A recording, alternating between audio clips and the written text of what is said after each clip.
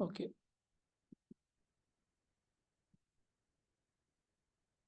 So, welcome everyone to this session on digital growth leadership. Uh, I'm Sumit Kanu, representing Avasta Learning and Ramaya University of Applied Sciences, Bangalore. I welcome you all to this 2 hours masterclass by Mr. Prakash Kewalramani, who will be sharing you insights on leadership today for the digital world. So before we actually invite Mr. Keval Ramani to start the session, I would like you to please share some details about yourself so that our master trainer knows you by your profile to tweak the session according to your requirements. So there is a chat box which is there, and I would like to ask you to share your current role or profile in the chat box. And if you could write down what is your current role profile and the years of experience that you have, so that we understand what is the profile that is attending this session. So participants, if you could write down your profile and years of experience in the chat box, that will help us understand the audience profiling. Sheetal, Prince, Motilal, Karthik, Aarti, if you could just okay. Okay, Motilal is working as a digital marketing associate with 4 years of work ex. Aarti is a fresher, and Sheetal is a customer support sales operations with 8.5 years of experience. Okay.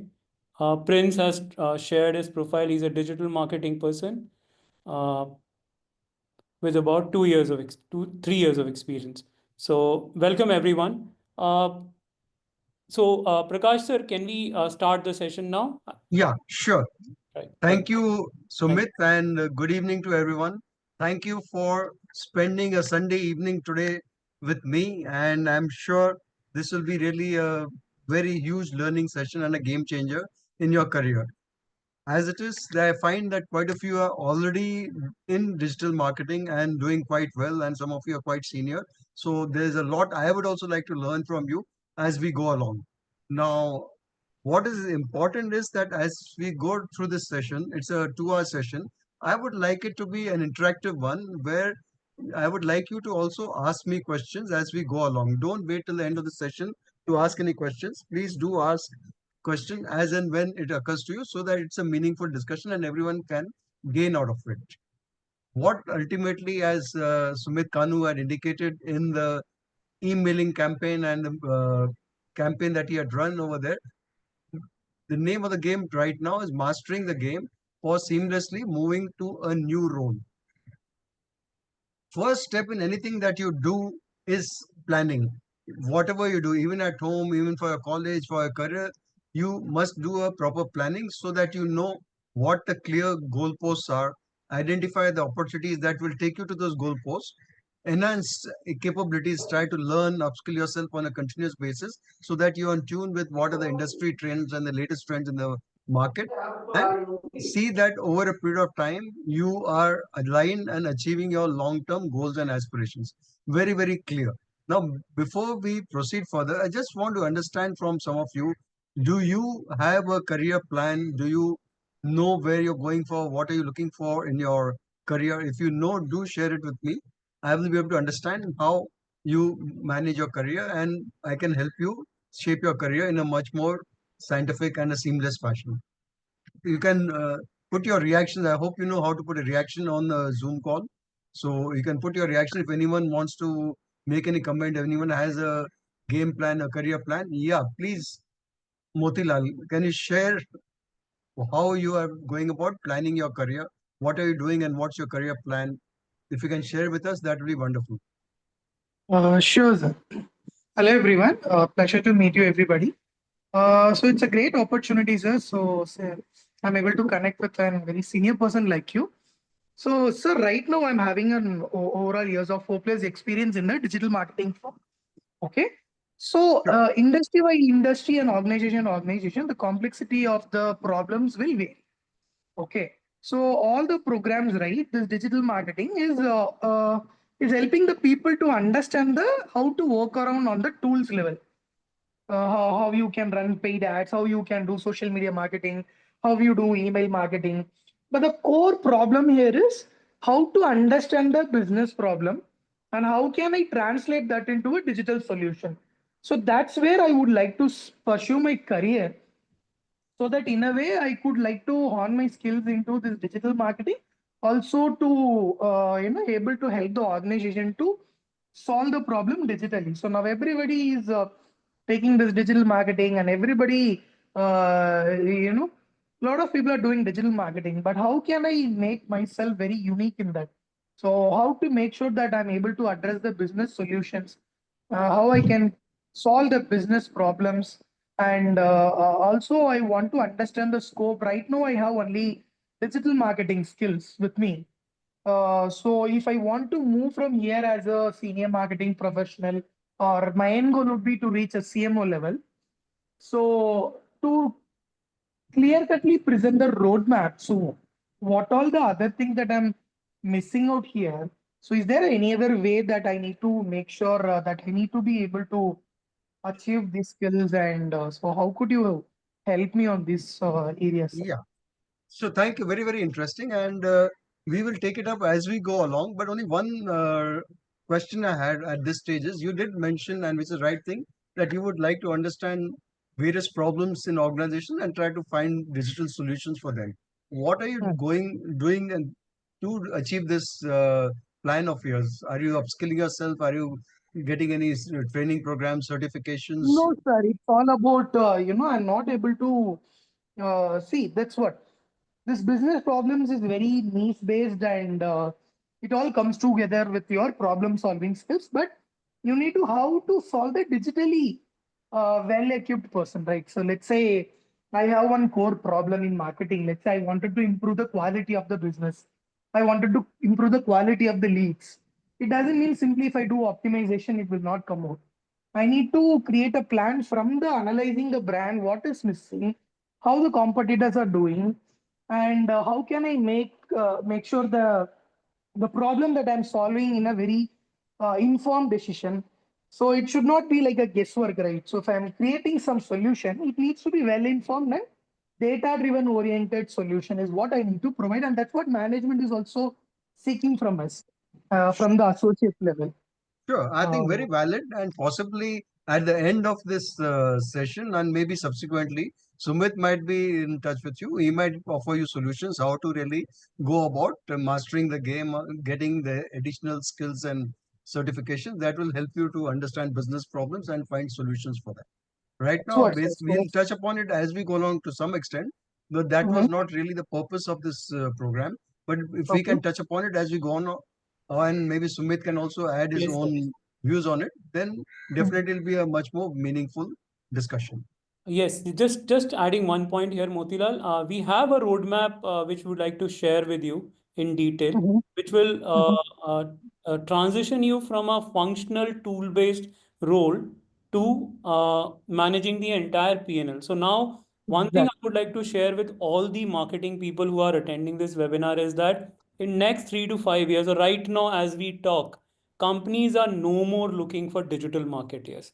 They are looking for digital business officers. People who can actually build digital businesses for them is what they're looking at.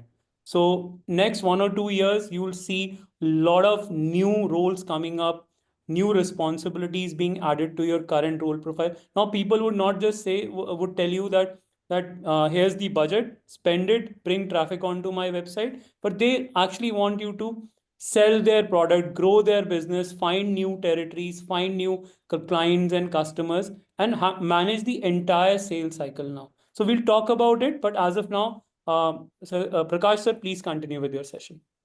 Yeah. Okay. Are you sharing the presentation, sir? Yeah. One Okay, sec. yes. And to all the participants, please share your questions in the chat box. I will take all of your questions towards after Prakash sir's presentation is complete. So we have got an interesting roadmap to share with you, which we will do once he completes its presentation. And if you have any questions, please share them in the chat box. What I am doing, Sumit, is that not really doing the entire slideshow. I'm doing it separately because I find it difficult seeing the participants on the screen while the slideshow is going on. So I'm putting it Okay. this way. So I hope it's convenient to the people. Yes, sir. Yes, that's fine. Okay. Now, why digital marketing? As Sumit was also explaining to all of us, the name of the game has changed substantially. And today, digital marketing is one of the fastest growing industries worldwide, driven by automation and technology. Why is it as it is? We all know the penetration of internet and mobile phone is increasing at an exponential pace. Today, a lot of us, almost all of us, prefer to sit at home and order on e-commerce sites and all, rather than go out to physical outlets and start buying over there. So it's all moving towards onto online, and that's where digital marketing has a very, very important role to play. Coupled with that, it also offers a lot of benefits to an organization. It enables, I would say, more marketing at lesser cost, more ROIs, more contacts at lesser ROIs and lesser costs. That's why it's becoming more popular, and things are moving in a very, very fast way towards online digital marketing. What is it that is required to become a successful digital marketer? Combination of many, many things are required. First is, of course, as Motilal also said, you need to have the basic technical skills. Second thing is you need to have fair amount of creativity, understanding businesses, as I'm saying, and he also mentioned business building, understanding businesses and other things to really be able to perform effectively. And last is, it's great to have a product, but it's also equally important to market the product. Ultimately, in this world, in career planning, the product that is being marketed is you yourself. You need to you first make a and build a very, very strong product in terms of your capabilities, understanding of businesses, as Motilal was pointing out. Also, equally important is you need to market yourself. If you're going to be a digital marketer, first step you should know how to market your own career. The whole exercise today of this session, 1.5 2 hour session, is guiding you how to understand yourself and market yourself, marketing to the target audiences. And this is a story which I was reading. This is where ultimately success can lead to. The young person is in USA, Neil Patel, top digital marketer, just 40 years of age. He's built an empire of 900 crores. He is having a team of 1,000 professionals worldwide across 6 continents. And look at the type of organizations he's helped grow their digital marketing and their overall sales success and marketing success. This is where ultimately people can aspire for in the long run. If you're ambitious, you can do anything, you can achieve anything. So, this is a story I thought I will share with you early in the game to inspire you that much can be done at a very young age. Hardly in a matter of 10 to 12 years, he has created a global empire. And how many people would have succeeded in that type of success is something that we should really be amazed, inspired, and aim for. LinkedIn ranks digital marketing specialists among the top 10 in demand jobs worldwide. So, if you are attending this session and you would like to really grow as digital marketers, I would feel it is a good decision, and we'll learn how to really become more experts thanks to, I would say, inputs from Sumit and also guiding you from my end how to move up in your career. So whether you are a digital marketing people, as some of you already are, or new to it, or you're trying to shift jobs to a new levels, I can help you build a strong career. After all, digital marketing involves a fair amount of diversity of roles. As even Sumit was pointing out, it's moving from simple, I would say, SEO optimization and other things to really getting into analytics, into e-commerce, into partnership, and ultimately getting into overall multimedia marketing and business success. Very, very important. This is what I just explained to you. Now, what? First thing is you need to, as I said, develop your product, strengthen your product. As they say in marketing, sharpen your saw. Become a good person in terms of the concepts of digital marketing. Get certifications, learn new technologies. Next is coming to how to market yourself in terms of I will be guiding you today how to build strong presentation of yourself to the external corporate world once you are ready with your at least basics in terms of your concepts and fundamentals of digital marketing. If you're confident you have got certification, now you're ready to build your documents and present yourself to potential employers. Need to have good documents, need to create your online professional visibility and branding. After all, it's a marketing exercise. And as I said, always go on updating your knowledge, understanding what are the industry trends and AI tools, and start keeping pace because technology is changing very, very fast. Even as Sumit mentioned now, it's moving from pure analytics and P2P to getting into actually delivering meaningful business solutions for organizations, becoming actually business leaders rather than only marketing specialists or I would say people who are into basic routine activities, email marketing and content marketing. All things have moved much beyond that. Companies are going up the value chain, and you also need to move correspondingly up the value chain to remain relevant in today's changing world. The first thing is formula for career success is we started off the beginning career planning. Build a long-term plan for yourself. It's not that I want a job next 2 months time and 3 months time. That's it. No, you should start planning for what you're going to be doing over a longer period of time, 5 years, 10 years, and all. Set goal maps, goal posts and maps, and put in whatever is the skills required to reach the goals and persevere to strive to reach the goals. Yes, every time your plan may not work as per what you thought of, you need to rediscover yourself, need to reinvent yourself, learn new skills to again come at par with what's required by the industry and move forward. Ultimately, the goal post is important. What you want to do is important. How you reach, you have to go on modifying your course and plan and activity depending on how situations change. And it's a very, very dynamic and very fast changing world. So you need to be really up to date with what's really happening. First, understanding yourself, as I told you, you need to understand what does success mean to you. Is it really passion for digital technology? Is it succeeding in projects? Is it having power? Some people want to be a CEO of a digital marketing company, as we saw Neil Patel, owner of a 800 crore, 900 crore company. What exactly are you looking for? Because this is the basic first input you need to have to really work out a career plan for yourself over a long period of time, as I said, 5 to 10 or 15 years time. You have to establish what exactly are you trying to look for, depending on your aspirations, depending on your own personality, makeup and other things. What exactly would work for you is you need to really start looking inwardly and trying to understand. If you need guidance, there are a lot of people, there are a lot of tests available, psychometric tests and all, that can help you evolve and understand where your basic strengths are. There are people, different types of people. There might be people who are interested in sales. There are people who are interested in marketing. These two are, of course, the opposite sides of a same coin, sales and marketing. A good sales manager may not be a good marketing person. So you really first need to understand your personality dimensions. What is it that you're looking for? And keep in mind that anything that you do, you need to really have deep confidence and understanding of that function wherever you want to be. Put in all the efforts to upskill yourself to get the expert level of being that particular function and then move ahead. What is the foundations of a good and strong job search strategy? First, as I said, analyze and understand what are you passionate about. Think long term. And today's world, things change very, very rapidly. What was relevant even 6 months back, 1 year back is no more valid. You have seen companies like Facebook and all hiring suddenly and again downsizing suddenly. So it's a very volatile world. Unfortunately, we are all in this world today and we have to live with it. Unlike good old days where maybe our parents worked in one company, retired after 35, 40 years of working in a company, today it's not that easy. Companies hire, companies fire, and we have to maintain and manage our own goalpost that's there. That is sacrosanct, that cannot change. But try to change ourselves as the situation comes uh, forward on a very, very periodic and very regular basis. Second thing is you have to also keep in mind that it's not your decision alone, career planning, what type of job you're looking for. It's a total family decision.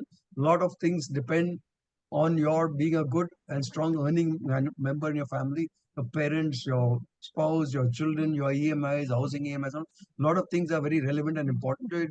It's a very, very sensible and a deep thought of decision you have to take. What is it that you're looking for in your career and how you want to move forward in that. My philosophy is yes, today the session is slightly different in terms of how to upskill yourself and get your desired, I would say, positions in digital marketing and digital leadership and other things. But I would always recommend people because I keep on getting approached by people every day, 5 or 10 people How should I change my job? I'm not happy and all that. My first philosophy to you is always be happy where you are. Don't necessarily always look for a job change. If you can upskill yourself in your existing company, move from plain marketing to digital marketing, please try to exploit every avenue, every opportunity in your own company to grow in that company before you start thinking of looking at opportunities outside your company. Grass is always greener on the other side of the fence, but you really don't know what is the, I would say, the difficulties, the problems people in the next company might be facing. Everything looks good and attractive on paper and on the screen, but when you actually join a company, things are markedly different. So you need to do a fair amount of due diligence, consult a lot of people, consult consultants, family, friend, and all. If you are making a major decision, like if you are currently, we don't know the profile of the balance, 4 5 of you have indicated you already into digital marketing, so you want to grow your expertise in that same function. But if there are some of you who are in sales and other function and want to move into digital marketing, please do a thorough evaluation. Maybe Sumit can help you evaluate your capability and confidence. I can help you in terms of psychometric testing, whether mentally and otherwise you're strong in terms of creativity, in terms of data analytics and other things to really transition to a digital marketing role. This has to be a very well thought of and sensible decision from your point of view. Is there any question, any observation anyone wants to have? We can take a stop over here for a couple of minutes to understand whether this is making sense to you, and if there's any question or anything you would like to ask me or ask Sumit. Uh, Sir, I like to ask a question on Sure. behalf of the participants, sir. Sir, how do you see traditional marketing roles, the difference between traditional marketing roles? For example, let's take a viewpoint here is that for people who are looking at becoming CMOs, uh, for people who are looking at CMOs in, let's say, about 5 to 6 years from now, so we have very young audience today. So many of them would be looking at becoming CMOs in another 3 or 5 years. What is one thing based upon your 50 years of experience that we're talking about is that is very critical to become a leader who's sought after by companies? See, there are multiple things that are important to become a leader. Now, you're not saying specifically digital marketing leader or anyone. To Yes. become a leader, there are many things that are required, as we touched upon to some extent now. First is you need to be very clear, committed, and passionate about whatever you're doing. First is to be commitment to yourself and be passionate about what you're doing. Second thing is you did touch upon in terms of what's the difference between a traditional marketing and digital marketing. Yes, it's a overall, basically it is marketing, except that now things are moved more onto online and there are specialized tools available for getting into introducing products in a different way online, and shopping is online and marketing is online. So this is basic fundamentals of marketing would still remain the same. If one were to go back to olden times, the books we had read, the fundamentals will still be remaining the same, except the channel is now evolving and changing and becoming much more faster and much more effective. Reaching out to the people, earlier it was a very slow process. Today, as I showed you in the earlier slides also, internet and smartphones have penetrated right up to the rural levels in India, and India is one of the most known countries in terms of, I would say, digitalization, and in fact, even going to the next level of even digital payments, which is again part of digital marketing to some extent. India is much more advanced compared to most of the countries worldwide, including USA. Including, okay, moving a bit away from this also, even in terms of there might be positives and negatives, but even in terms of polling and voting, electronic ballots and other things, what India has, digital ballots and other things, which even USA today believes in paper ballots, not even in electronic. So in terms of digitalization, India has moved much ahead, and the speed is only going to become more accelerated. So if you have to succeed in such a field, you have to be passionate, you have to be always mentally alert to pick up things because things are changing very rapidly. And third is in terms of having, I would suggest people, the ideal combination for them would be a combination of certifications in, yes, digital marketing, the skills in digital marketing, and some extent a course in business management. The two together would help them become stronger. And as even Motilal did mention that, okay, he might be strong in digital concepts and marketing, but he is not as of now very strong in business concepts, understanding problems faced by organizations and how to solve them. So this would be the key essentials to be successful in whatever you're doing. Thank you, sir. Sir, I Yeah. think you will be covering a lot of covering in detail about the recruiter concerns in the coming Yes, slides. yes, I'm we are looking just forward. coming to that. Yeah. Yeah, please go ahead, sir. So this is exactly why we took a pause and a break, was because now we are transitioning into how to get into your dream roles.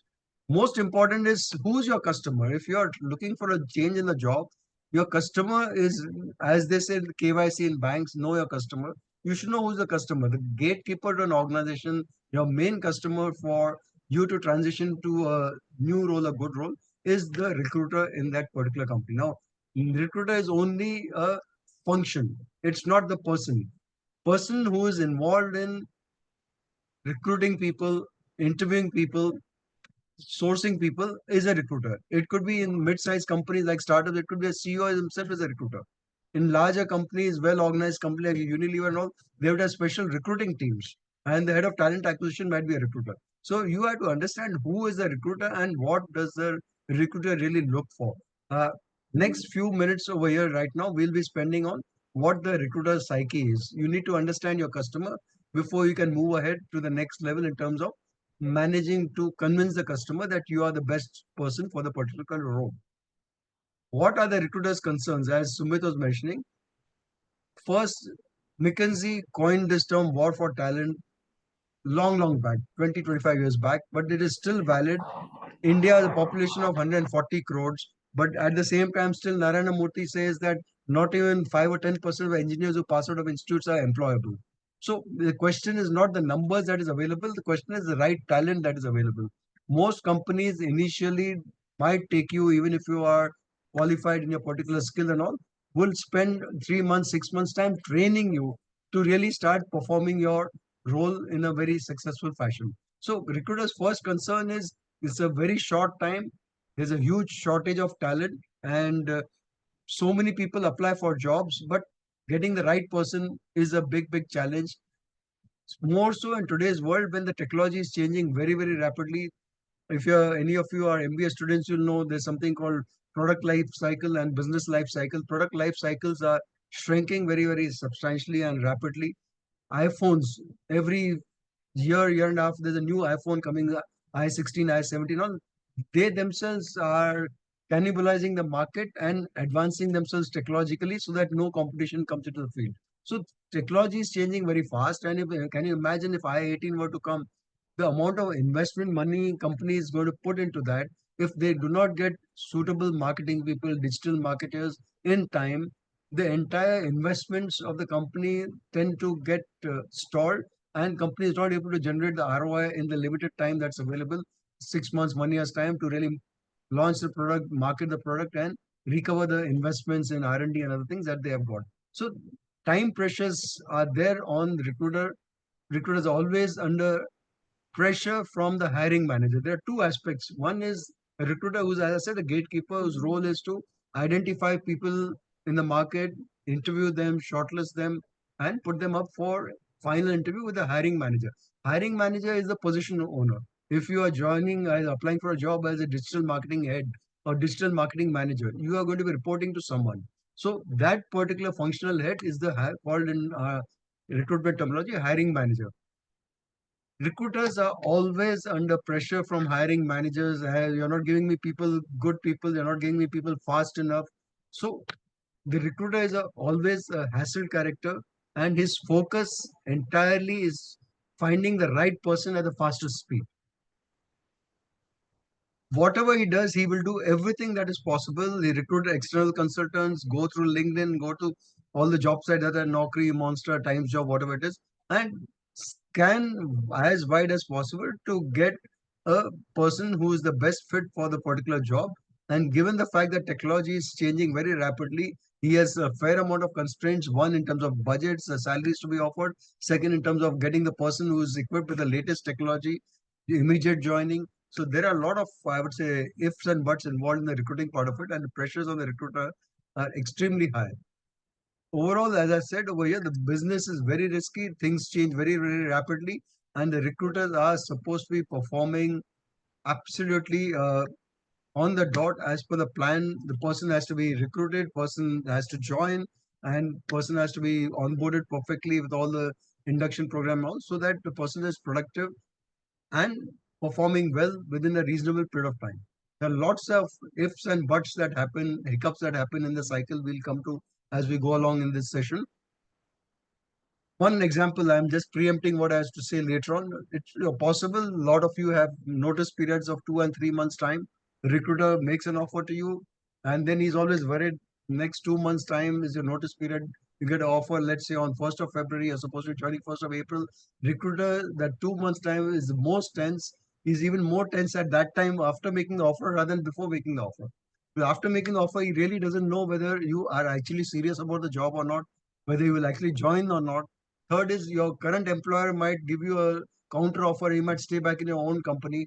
And if you don't join by whatever was the date decided, the recruiter's plans go for a toss. His organization plans, investments, everything goes for a toss. And the more senior you are, the more the risks and I would say the costs involved in terms of the hiring process. That's why it's always a very, very difficult job being a recruiter. And for some secret I would like to reveal to you is most organizations, people don't want to be recruiters. They'll be happy to be HR people. They'll be happy to be in learning and development, performance management, appraisal. No one wants to be a recruiter. That is a big because of the amount of psychological pressures that the recruiters have. People avoid being recruitment, and a fair amount of time, it is more considered to be a punishment posting to be a recruiter than to really be something that people enjoy doing recruiting in corporates. Whereas we at the other end of the table, being in recruitment, that's our bread butter. No, we enjoy recruitment. That's why most companies depend on recruitment firms to really help solve their problems. As I said over here in the end, recruiters will use all methods that are possible to ensure that the right candidate is selected for the job. One small mistake, a wrong candidate selected and actually joins, could affect the company's happiness and performance for a long, long time to come. So recruiter will involve in everything that is under the control, have 360-degree interviews, interview by the senior for the job, the interview by the junior, interview by the parallel, interview by the MD of the job and of the company, and also have as many diverse opinions in a short period of time to see that everyone is on the same page and the right candidate is selected. There's no mistake that is there.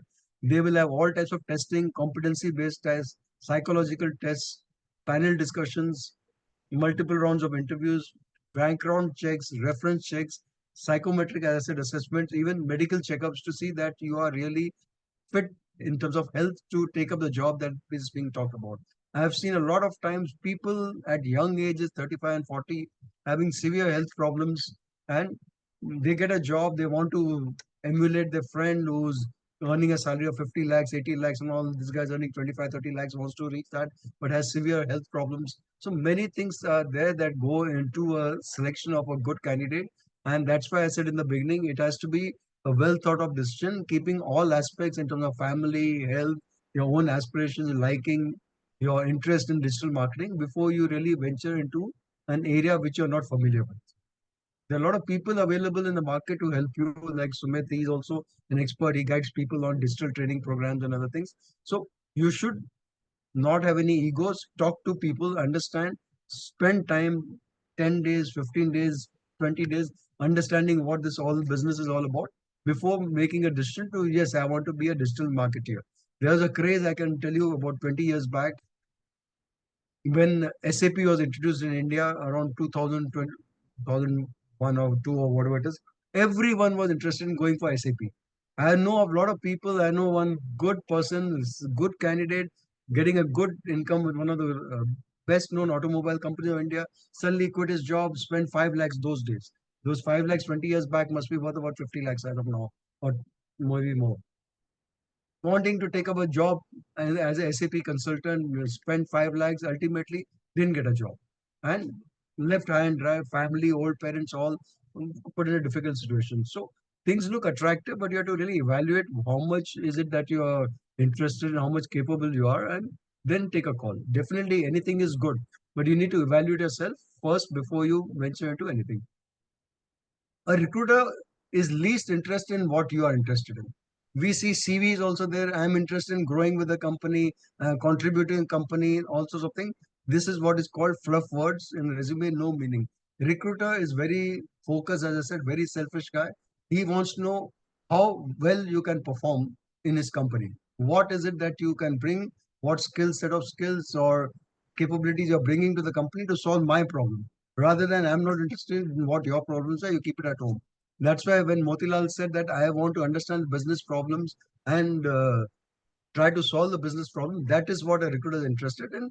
Yes, you have done well. You have done some certifications, courses, Udemy, and all sorts of things. Now, tell me how you can solve my problem. I have some growth problems. I want to launching products, brands. How can you help me grow my brands in the most cost-effective manner, reach the maximum consumers, and achieve whatever the growth plans and business targets? So this is what a recruiter is interested in knowing. He's least interested in knowing what you want to do, how much you want to earn. That's all immaterial for him. All that he's interested in knowing is what you can do for the company. As Kennedy says, don't ask what the country USA can do for you. Ask what you can do for USA. Simple. That is what a recruiter really wants. What you can do for my company. So first thing, of course, he's obviously going to be interested in what are the your functional competencies and capabilities, how you are skilled and experienced to solve the problems that he's got. He has a new product to launch, or he has reinventing the product, revamping products, whatever is to be done. How you are skilled in terms of functional skills, certifications, experience that you have had in your earlier companies and current companies, what he's really trying to understand. Second and most important, he's also trying to understand how well you're going to fit into the culture of the organization. Every organization has its own culture. Let's say a neutral thing like a bank. There are many, many good private sector banks. There's HDFC, there's Axis Bank, there's IndusInd Bank, many banks. Each bank, and then you have multinational banks, Citibank and Stanchart and all that. Every bank has their own culture. A person who's successful in one bank need not be always successful in the next bank. So recruiter wants to understand first your capabilities in terms of functional and past experience to deliver the results, and secondly how well you will fit into the culture of the organization. One is in terms of the culture of the your early organizations where you worked, and second thing is your own personality dimensions. There are a lot of people who are extremely brilliant, good like scientists and all, but they can't interact in teams. They prefer to work solos. That is one. Second thing is a lot of organizations now it's really cross-functional management and team leadership as we talk about the terms you may have heard of. Person wants to understand how well you can gel yourself into the organization culture, the various teams, interact with juniors, interact with seniors, and all that culture fitment becomes very, very crucial. You might be the best digital marketing person on earth, but if in terms of your cultural capabilities you are a misfit for the organization, you may not get the job. The best person may not get the job. The best person who is good in technical skills and is also good in terms of adjusting to new environments. Adaptability is what's very, very crucial. That will be the key to the success of getting into a good job wherever you're looking for. Third and most important is your attitude, how you behave in organizations. See, what happens is digital technology is still evolving. There might be a lot of skills you may not be familiar with, you may not have learned. This is understandable. Recruiter doesn't expect you to be a master of everything that's happening in digital world and digital marketing and everything. But what's your attitude, your willingness to learn, willingness to invest that extra time, eagerness to expand your knowledge is more important for him than having people ready-made skills. Yes, of course, he has a person who's got the requisite skills that he's looking for, even if it is in terms of any particular search engine optimization, digital analytics. If he's got the skills, he'll get the first preference. But if there are two people who don't have the relevant skills, the person who will get the job will really be the person who has got the right culture fit and the right attitude. Not the person who may be the most brilliant in terms of educational qualification, but not having a proper attitude, having arrogance, having ego, may not really get the job. Next, recruiter's understanding is how keen you are in growing. He doesn't want passengers to join one day and leave the company next day. That's definitely not on.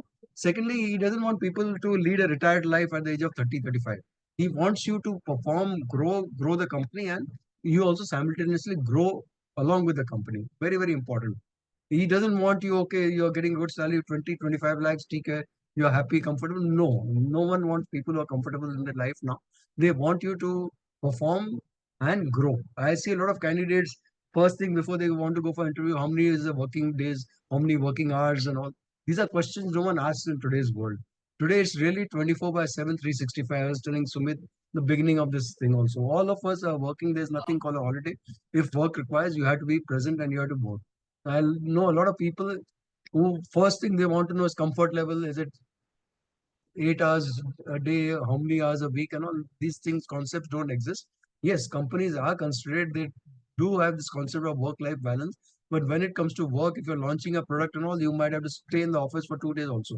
So you have to be mentally prepared to really go beyond the minimum comfort levels to see that the company succeed and you succeed in the business. That's why the last thing I put over here is how serious are you about the job? Recruiters are smart guys. They can read through you, they can understand you well. There are also a lot of sciences that are there. The NLP is there, science, where even if you give to a recruiter a 2 or 3 lines, typed lines, not even your handwriting. There are graphologists who can read your personality through handwriting, that's a different thing.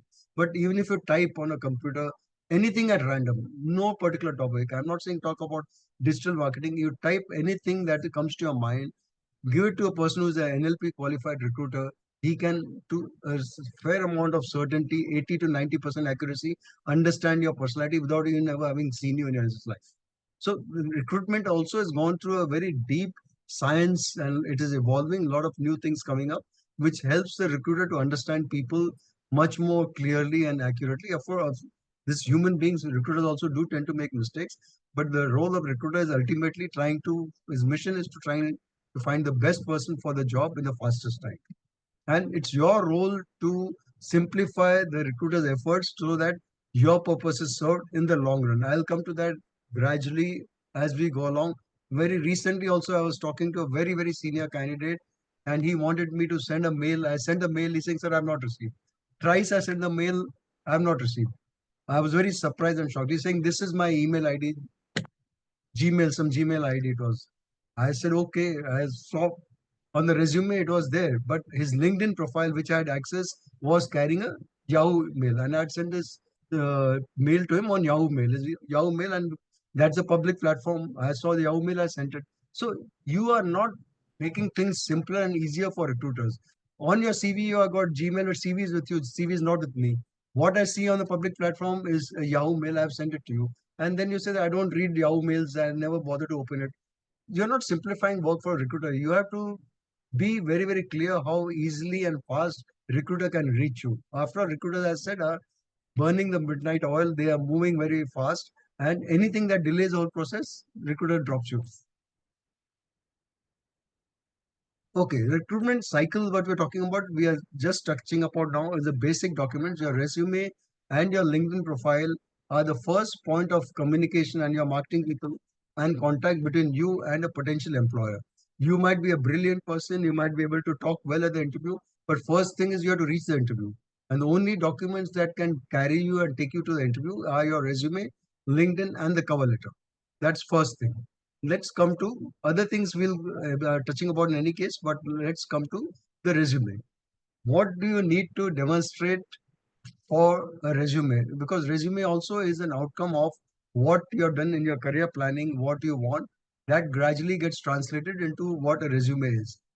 So basic purpose of the resume is to communicate to a recruiter how you are the best person for the job. As I told you, recruiters looking for the best person for the job.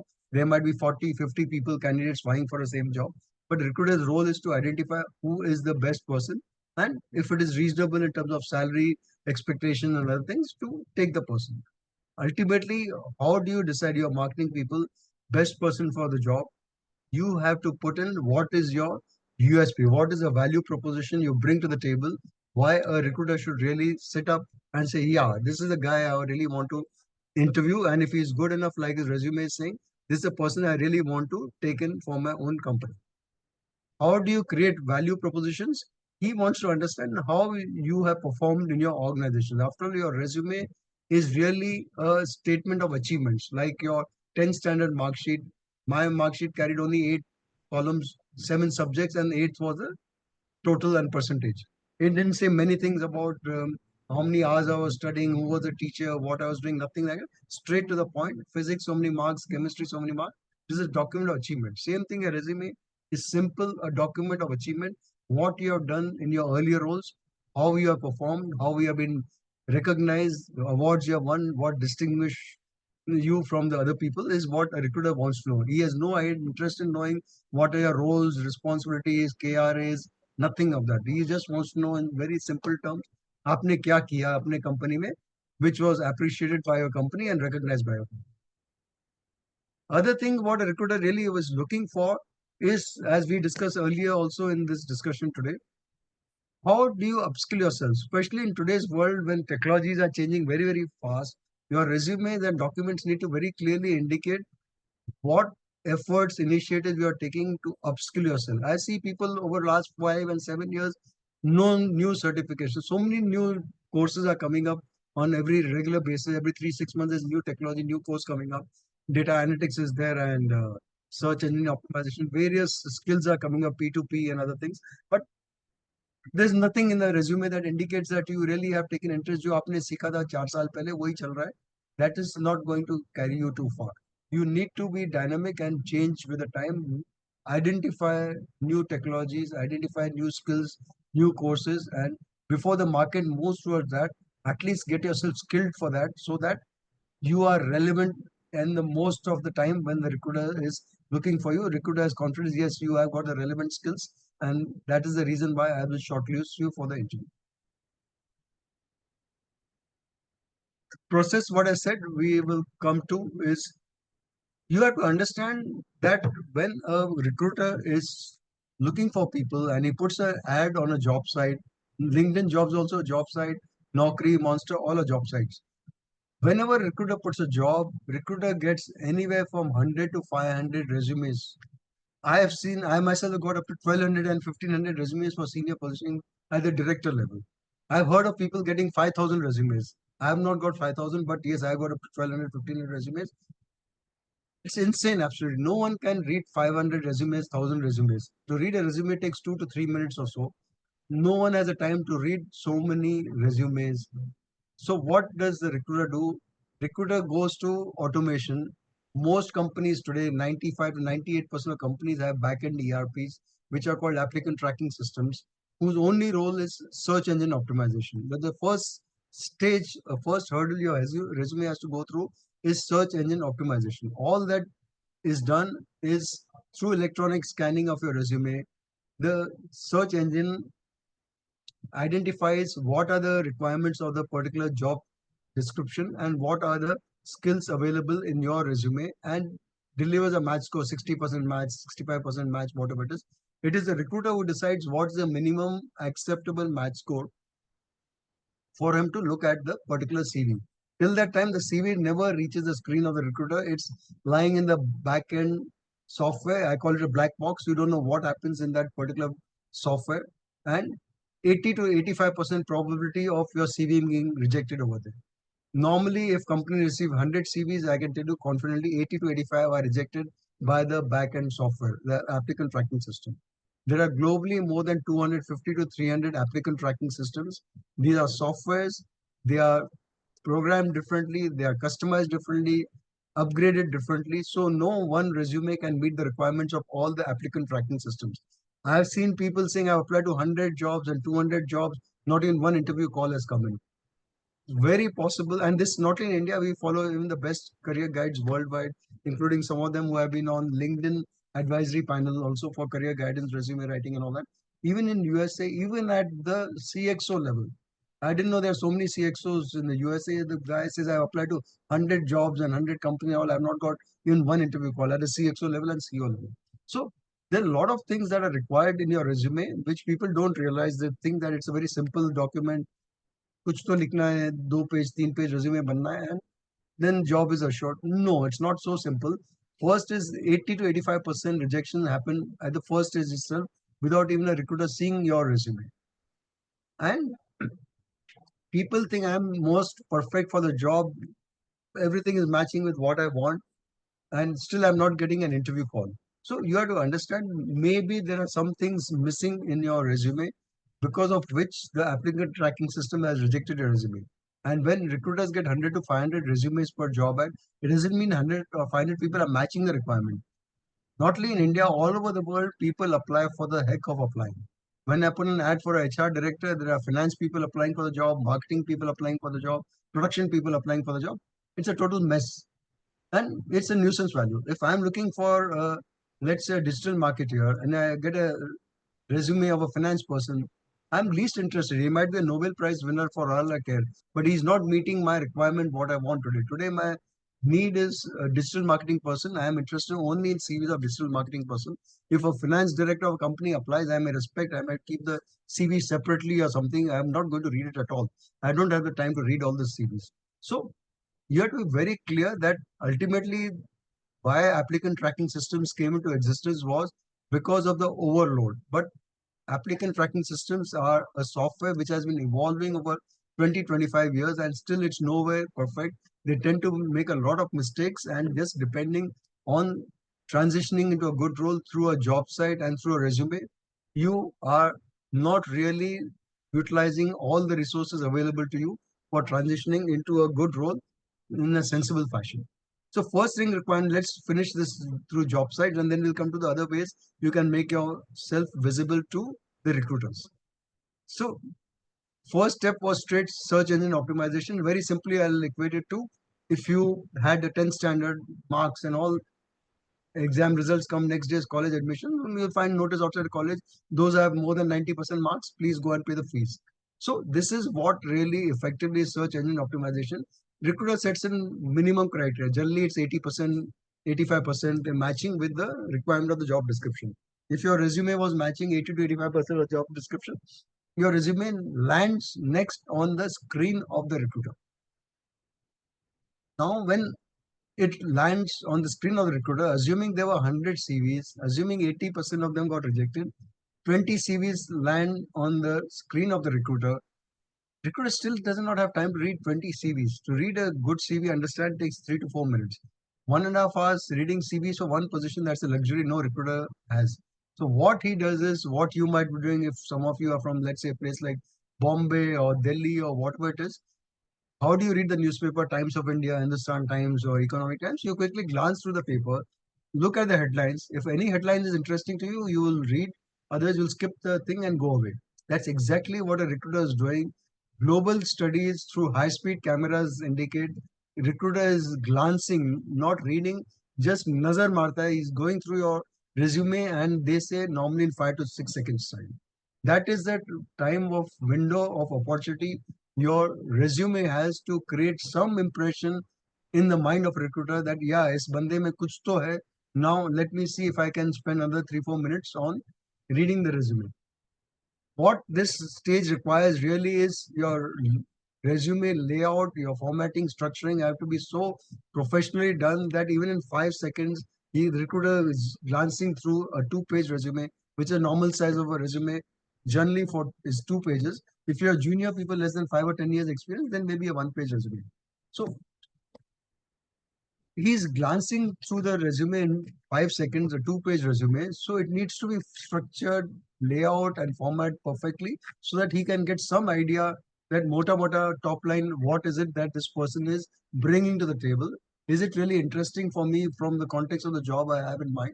If it is interesting, then I will go to the next step in terms of actually reading the resume line by line, word for word, the 2 pages, spend 3 or 4 minutes trying to understand, as we started off in the beginning, what value you bring to my organization. What is your business content?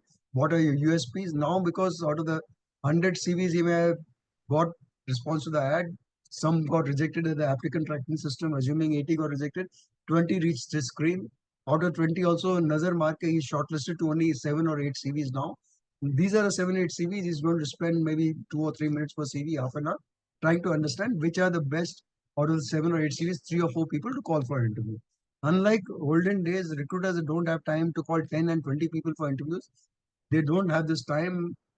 Normally today interviews are very intense, 1.5 hours, 2 hours, maybe one interview at the most two interviews. Earlier days there used to be 3 rounds of interviews, 4 rounds of interviews.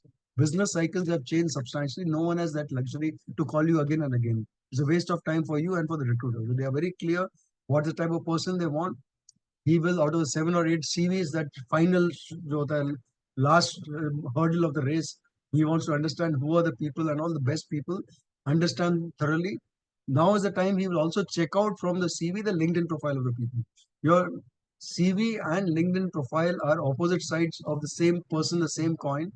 Both have to reflect very clearly and strongly, professionally, why you are the best candidate for the particular job.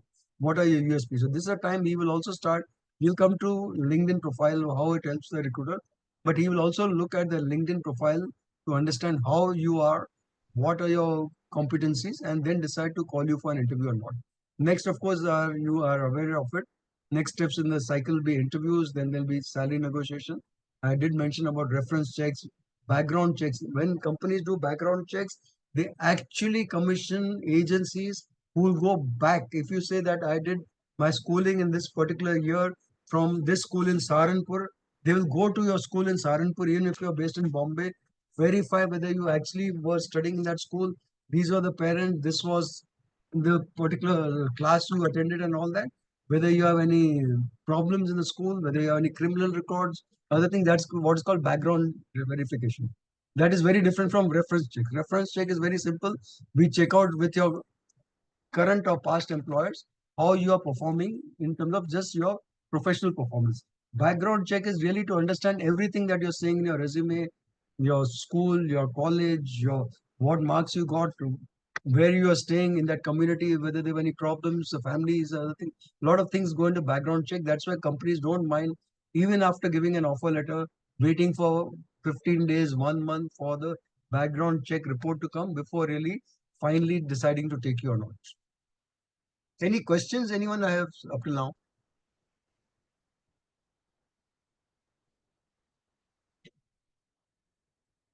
Any I hope you are finding this interesting. I'm not sure because I'm not getting a response. So I don't know how it's going, but I hope you're finding this informative and interesting. Yes, sir. I think this is interesting. We'll take up the questions once this is done. Okay. If you have any questions, participants can write in the chat box. Okay. We have touched upon this. Resume is a complex thing. As I said, people think a resume is very, very simple. It's no, it's very, very complicated. As I've explained to you, there's a lot of art involved, there's a lot of science, there's a lot of psychology involved, logic involved. So it is a deep exercise, and there are two options. Either it's DIY, do it yourself, or engage professionals who know their business to help you create strong resumes. Because after all, this is the first point of contact. This is where your career journey starts. Once you have made a career plan, you are equipped yourself with the necessary skills and qualifications. Now is the time you are starting marketing yourself and presenting yourself. So your resume has to be your strong document to really communicate in a brief, as I said, 5 seconds span, how you are different and how strong you are compared to other candidates. This I've explained to you, the 5 second glance and the strong business content. Here's some idea of the types of software are there. Many, many types. And as I said, largest one is Talio from Oracle. They have 20-25% market share. There are other ones also there, including SAP's got success factors and all. You don't know which software a company has. Each of them works very, very uniquely. So you need to have a good, strong resume, yes, but treat that as a master resume. Customize that resume for every job you're applying. See what are the job description, the skills that are required. Put them in your resume so that it crosses the first stage of applicant tracking system, that search engine optimization. And after some digital marketing experts, so you know what is search engine optimization and relevance of that. It's not a great idea for CVs to go through ATSs. No candidate is happy. As I'm saying over here, only 5% of candidates are happy with ATS because it's a massacre. Every time your CV gets rejected, I was telling you cases of CEOs and CXOs in USA applying to 100 companies and not getting an interview. But at the same time, 98% of Fortune 500 companies use recruitment software. There's no choice. You can't have time to go through 500 CVs. Yes, you know there's a necessary evil. There are some problems in the applicant tracking system, but still, this is a necessary devil. You can't live without it, so you have to live with it. And same, the earlier you realize what, as a candidate, what is the applicant tracking system and ways and means of mastering it, you will really start improving and becoming a master of the game. That's the first thing we wanted to do: how to master the game, how to seamlessly navigate and transition into a good role. So Building a strong and professional resume is the first step that you have to really master to get into a good role, a desired role. There are some, even we have done a fair amount of surveys. I keep on putting up a lot of polls on LinkedIn and all. Among the polls, this is about a year old, reasons why the CVs were rejected and no interview calls generated. 41% of the time it is the applicant tracking system that is the culprit. CV didn't go through the applicant tracking system and it got rejected. No one is really bothered about the length of resumes. I get a lot of people saying, "Sir, वो एक page का resume चाहिए." No, resume you can't go on the basis of size of resume. Yes, but it can't be unduly long. I've seen 10-page resumes. I've seen 20-page resumes. Who the hell has time to read 20 pages? People are scanning in 5 seconds. 20 page पढ़ने को किसको time है नहीं. But so the resume has to be long enough for you to communicate your full career story in a very sensible, strong manner without repetitions and duplication. You can't say in this job I did digital marketing, this job I did digital marketing. Repeating the same thing doesn't make sense. Try to give different aspects of your career and different experiences. It makes sense. It makes interesting reading. Can you imagine a recruiter reading the same thing in 5 experiences you have got? Same thing. I've done digital marketing. I've done SEO and all. It's boring. So try to communicate sensibly, clearly in your resume what exactly is it that you have done. That recruiter will respect you for a lot because you're saving his time. No proper layout we have discussed and not strong business content. First, ये अगर आपका ATS clear हुआ, अगर business content नहीं है, value proposition नहीं है, and you're all marketing people, you need to know what is your USP and value proposition. That is what really is a clincher. That is what will help you to transition, and ultimately the role of a resume is to get you an interview call.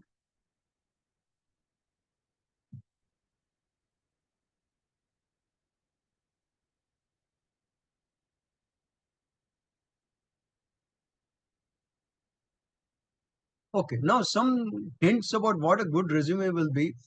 See, there are, as I told you, more than 250 ATSs. They are all softwares, they are programmed differently. But at the same time, underlining principles of most of them are similar. So if you know there are 15 or 20 guidelines, which we as resume writers follow the guidelines, so the chances of your resume going through the applicant tracking system increases substantially. So there are certain guidelines which are very, very important. You must keep in mind, even if it is a DIY, do it yourself. But at the same time, you must see that these guidelines are followed to increase the chances of your resume going through the applicant tracking system. First and foremost is your resume must not have any visual dimensions. They come to me, a lot of people, sir, इसमें तो आपने कुछ डाला नहीं, career graph नहीं डाला है, pie chart नहीं डाला है, स्किल्स का वो नहीं डाला है, बार चार्ट्स नहीं डाला है. No recruiter is interested in seeing any of those fancy things. It's not a, I would say, a artistic competition. He just wants to know in plain text what is it that you bring to the table for me. Colors, graphs, and all are irritants from a recruiter's point of view. At the same time, nothing of this is desks and tables and nothing. Nothing of this is ever picked up by the applicant tracking system. Even if you put your photograph on your CV, it's not picked up by the applicant tracking system. And I see a lot of people putting skills in those funny pie charts and all that. In the scanning, all these are eliminated, and ultimately, a very skeletal resume reaches the recruiter without any information. So it's better to sensibly put information in text rather than having all these funny tables and graphs and other things. They are counterproductive. They don't help you at all. At the most, if you want to still have a very visually attractive resume, have two resumes, send two resumes, one in a PDF format having all these type of funny graphs and all. Second is have a simple watered down resume in a text or a Word document format, which is just factual information, which is what will really go through the applicant tracking system. And recruiters know if you send two sets of resumes, they know the purpose, what you're doing. It's good, they'll respect you. Because if you're a good guy, he doesn't want to lose you. As a recruiter, my role is to find you anywhere on earth, whichever way, whatever means I'll use, but I would like to find the best person for the job. So if you send two sets of resume, he's happy. He has no problem on that because he knows word wala jayega through the applicant tracking system. And ultimately, I'll finally get the PDF also, which is what's important. And if you want to show colors and graphics, although not essential, it will still reach it. Next is I see candidates having very funny type of colors in lettering, the fonts. Like the fonts are some recommended fonts even by Microsoft and all for the resume. But I find, brown lettering and blue lettering and all, best lettering on a resume is black on a white background. Like in school and college, you had blackboard and white chalk. Why did you have blackboard and white chalk? Because black and white is the best contrast possible. And as I told you, this is all electronic scanning of your resume. So if you have a light blue color or a dark blue color, it's not as strong contrast as a black and white. So never experiment with colors on your resume. You might do it at Holi and all, but not resume. You are ruining your chances of your resume going past the applicant tracking system. Next is your resume must be accompanied by a cover letter. Most of people say, no, I don't apply for the job with a cover letter. Only when they ask for it do I put a cover letter. No, you don't lose anything by putting a cover letter. A recruiter may or may not be interested in reading cover letters. In fact, surveys show only 50% of recruiters are interested in seeing cover letters. But you really don't know who your resume is going to. Whether the person is particular about cover letters or not, you have no idea. If he's not particular about cover letters and you have put a cover letter, he'll say, Jane do, kya farak padta. If he's particular about cover letters and it's not attached, it can be a red flag. So please ensure that there is a cover letter. It sets a lot of context. Instead of recruiter reading your resume, 2-page resume in 5 or 10 seconds time, it's better he goes through a cover letter which is only 2 or 3 paragraphs, not even half a page or 2/3 of a page. In that he understands in 5 seconds what is it that you bring to the table. And now he'll read the resume 2 or 3 minutes. It serves your purpose actually. And as I explained to you, less than 10 years experience, 1 page is the ideal resume size. Maximum 3 pages of CXO level, and especially only the IT people who have a lot of projects and all that, that's fine. You have done resumes for CEOs, CFOs, all within 2 page. There's no rationale for 3 page, except if you want to attach some IT people want to attach some projects and all that, that's a different thing. Or even the scientists, research scientists, they have a lot of research papers and patents and all that. Other normal person, marketeer, finance, and all, HR person, you can manage even with 30 years of experience in a 2 page resume. An ideal font as per Microsoft is Calibri or Arial and size is 10 to 12. I see all sorts of funny fonts and all that. You have to understand it is electronic scanning. The ATS may not be able to recognize the font itself. Grammar नहीं वो पता नहीं क्या fonts डालते हैं. The ATS may not even be able to understand what you're writing in the particular sentence because of the fonts.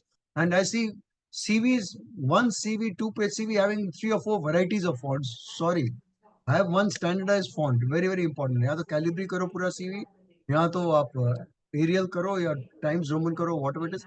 Just one font and standard size. Some are large lettering, some are small lettering.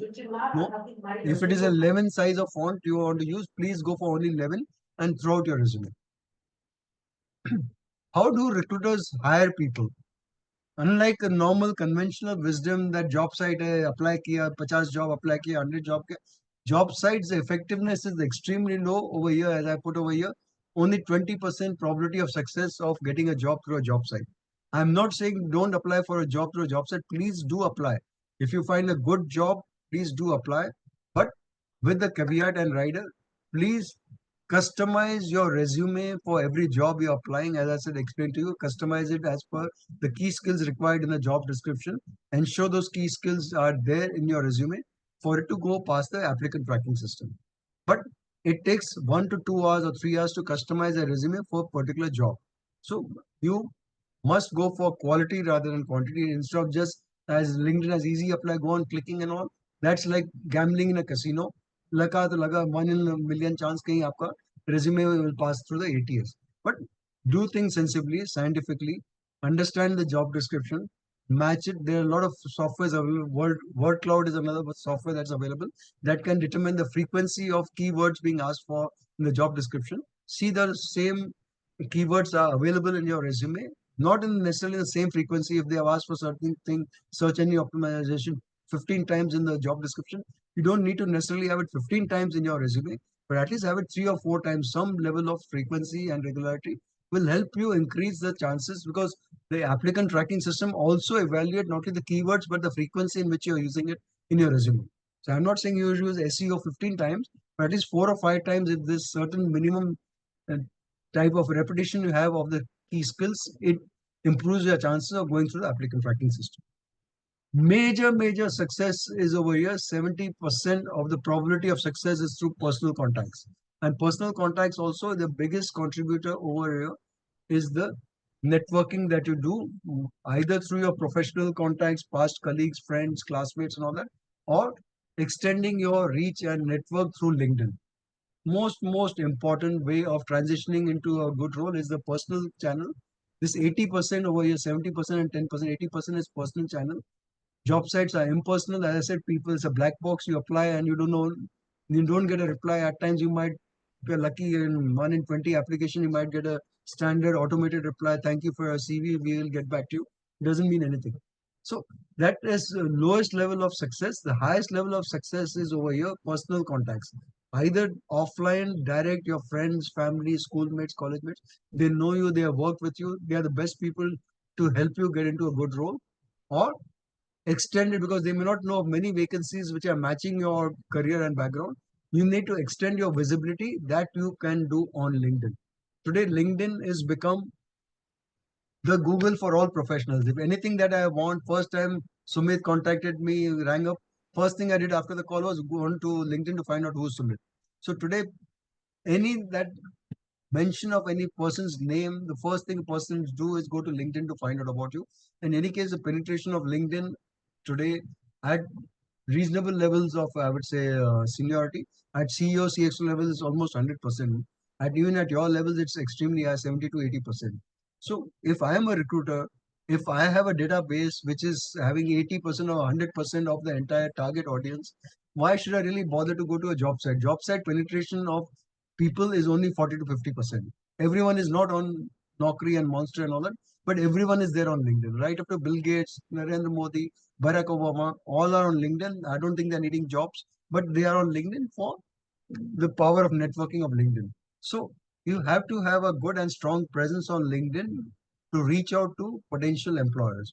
Today, a good recruiter, because of his frustration in the job sites and always worried that the right candidate without a proper CV, the CV might get rejected by the applicant tracking system and I'm not getting the right person for the job, prefers to go reverse, goes to LinkedIn. A lot of companies have what is called corporate account with LinkedIn. My company and I think most of recruitment firms, most of top corporates have corporate account with LinkedIn, virtue of which we have access to all the people in that particular geography. Like we have signed up for recruit account in India, we have access to all the 15 crore profiles of LinkedIn in India. We also, because of recruit account, have access to 30 to 35 filters. That is again search engine optimization. We populate the uh, database of LinkedIn with the particular filters I'm looking for in terms of functions, skills, experience, all that. At the press of a button, I get all the people matching my requirement. And if you have given proper details in your LinkedIn profile, recruiters just pick up the phone and start calling you directly. I've seen people being called for interviews within a few minutes of putting the search criteria on LinkedIn. That is the power of LinkedIn. Unlike on a resume, your CV is there, it goes in the backend software. Recruiter doesn't know when the right candidate is ever going to apply. अगर apply भी करेगा या नहीं वो भी पता नहीं है. He might wait for 10 days, 15 days, 20 days. He doesn't know whether to proceed further. I have seen at times offer letters gone to candidates and then the right candidate applies after 2 and 3 months. I was busy, I was traveling, so I didn't apply. It's a big loss to the company and to the candidate also. So here I am proactive. I am identifying the right candidate. I am approaching the candidate directly. Yeah, advantage of this is that I don't get irrelevant profiles coming up. If I'm putting a search for a digital marketer, I'm not going to get HR people and finance people coming up in the search criteria. Unlike at the job site, I'm at the receiving end, जिसको जो चाहिए वो भेज देता हूँ. Yeah, I know what is the criteria I'm putting in over here, and I'll get the responses, LinkedIn profiles matching my requirement. So I get precision, I get speed instantly, I get all the people, and that's why recruiters today have moved to LinkedIn in a very, very big way. A good recruiter today, and especially for mid to senior positions, would be spending 1 to 2 or 3 hours a day on LinkedIn identifying talent. In fact, on my own computer, LinkedIn is open throughout the day from morning till night. 10, 12 hours, LinkedIn is open. Anytime I want to find something, I go to straight to LinkedIn. I'm not a brand ambassador of LinkedIn, but it's a practical thing in life today. Anything that you want to search for, you go to Google. Today, anything you want to know about a professional, you go to LinkedIn. So it has become a monopoly or a oligopoly or whatever you want to call it. But there's no way out of not being present strongly on LinkedIn. As they say, in LinkedIn, the job comes knocking at your door. LinkedIn, the recruiter finds you and calls you up and says, there's a vacancy. If you're interested, please send me your CV. Resume, you go on knocking at others' doors. Both are equally important. Both are good channels, except the success ratio through job sites and your resume is 20%. Through other channels, even recruitment consultants are human beings. Through that channels, 80%. I have seen people, one person, particular case, senior person from a bank, almost gone into retirement. 1.5 years after we had made the LinkedIn profile, this person gets a call from a recruiter in Delhi saying we have a vacancy for an independent director in a European bank. Are you interested? Please send us your CV. Person said, I forgot retirement, everything, independent director of a European bank. I can't afford to lose out on such an opportunity. I appeared for 5 rounds of interview, including with RBI and the parent company, and happy to thank you and say that I've received the offer, I'm joining the company. That is the power of LinkedIn. That is passive recruiting. Some recruiter found out about the person, maybe put some search in the database of LinkedIn, identified this person as the best fit, approach the person, and person gets a job. Another person I know, again Delhi based, desperate looking for a job. LinkedIn profile was seen by a recruiter in Singapore. And recruiter says that we have a client company for launching the product in India and coincidentally in the same industry. This guy was in specialty chemicals. Are you interested in the role? It will be heading the sales of this particular company. We're launching a full company in India as an exciting role. If you're interested, please send your CV. And rest is history. The person got the job. So that is the power of LinkedIn in terms of, I would say, direct contact, human relationships, and high success ratio. At your levels, I would say 30 to 40% probability that your next interview call and your next job will come through LinkedIn. If it was a CEO, CXO level, I'd say confidently 80 to 90% probability that your next call and next interview and your next job will come through LinkedIn. So you have to build your presence on LinkedIn. Very, very important. LinkedIn serves your purpose in two ways. Even if you're not looking for a job, LinkedIn started 20, 25 years back, and it started as a networking site, networking with professionals. That's why it's called LinkedIn, linking people. It's only last 8 or 10 years that they also added the facility of career transitioning and job search and all. Till I think 2010 or 12 or whatever it was only a pure networking site for business professionals. So you need to have a strong presence on LinkedIn. Even if you are not looking for a job, you need to have your presence because you are trying to attract clients. You are trying to, if you are senior people, recruit employees for your company, find investors if you're into finance function, find clients overseas. I've seen a lot of my clients identifying overseas clients through LinkedIn now. So it is a very potent and a very strong medium. A strong presence on LinkedIn will help you get noticed and remembered. So you may not be looking for a job, but if a recruiter identifies you and you suddenly get a call from a recruiter, let's say in Google or Microsoft or let's say Amazon, I'm sure all of you will jump at the thing. So idea is to make yourself professional, visible, let the outside world know your capabilities. It's not necessary that you are looking for a job. For all I know, Amitabh Bachchan might be getting a film role every day. Does he accept a film role every day? I'm not sure. I don't think so. He has his own priorities, commitments, financial needs. If he gets an excellent role, he will accept it. Otherwise, he'll regret it. Same thing. At least have a strong presence. Make yourself visible to the external world. Let the people know you. It's up to them. If they find a matching role, they'll approach you. It's for you to decide whether you are interested in the role or not. But at least know what, as we discussed earlier also, know what's happening around you in the market, what are the trends, what are the people, what are the jobs going. It's not necessary for you to accept every job that comes your way. Okay, this we have discussed. As I explained, 90% of recruiters do spend a huge amount of time on LinkedIn. And to some extent, your LinkedIn profile is like your online resume. It's not only an online resume. A recruiter values LinkedIn more than your resume because there are many other things that a recruiter can understand on your LinkedIn profile, which he will not understand on resume. Like in a resume, you might say, I ran this campaign and the success was extremely high. So many eyeballs were there and so much growth in terms of the leads and the cold calls and so much success in terms of the final product sales and all that. Great. Physically, yes, you have talked about it. Sales do 10%, 20%, whatever it is. But I don't know who's the person. There's nothing about you on resume that indicates to me what a person, what a personality dimension, what culture fit and other things. I cannot judge from a resume. As I told you, it's only a straight document of achievement. On LinkedIn, I can to a fair extent understand your personality dimensions. Besides your professional achievements, I can understand whatever person you are, what excites you, how passionate you are about your business, how are you as a team player, what are you doing, what are you upskilling yourself, how are you going about it, how do your seniors view you, how do your peer group look at you, what respect you earn from them. Everything I can understand through a LinkedIn profile, I can't understand through a resume.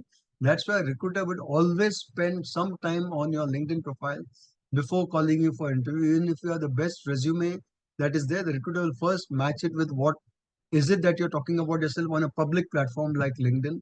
What are other people talking about you? And then he'll take a call or she'll take a call to call you for an interview or not.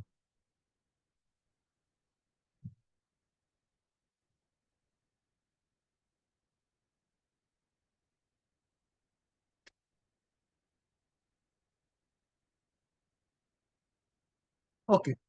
This may or may not be relevant to you.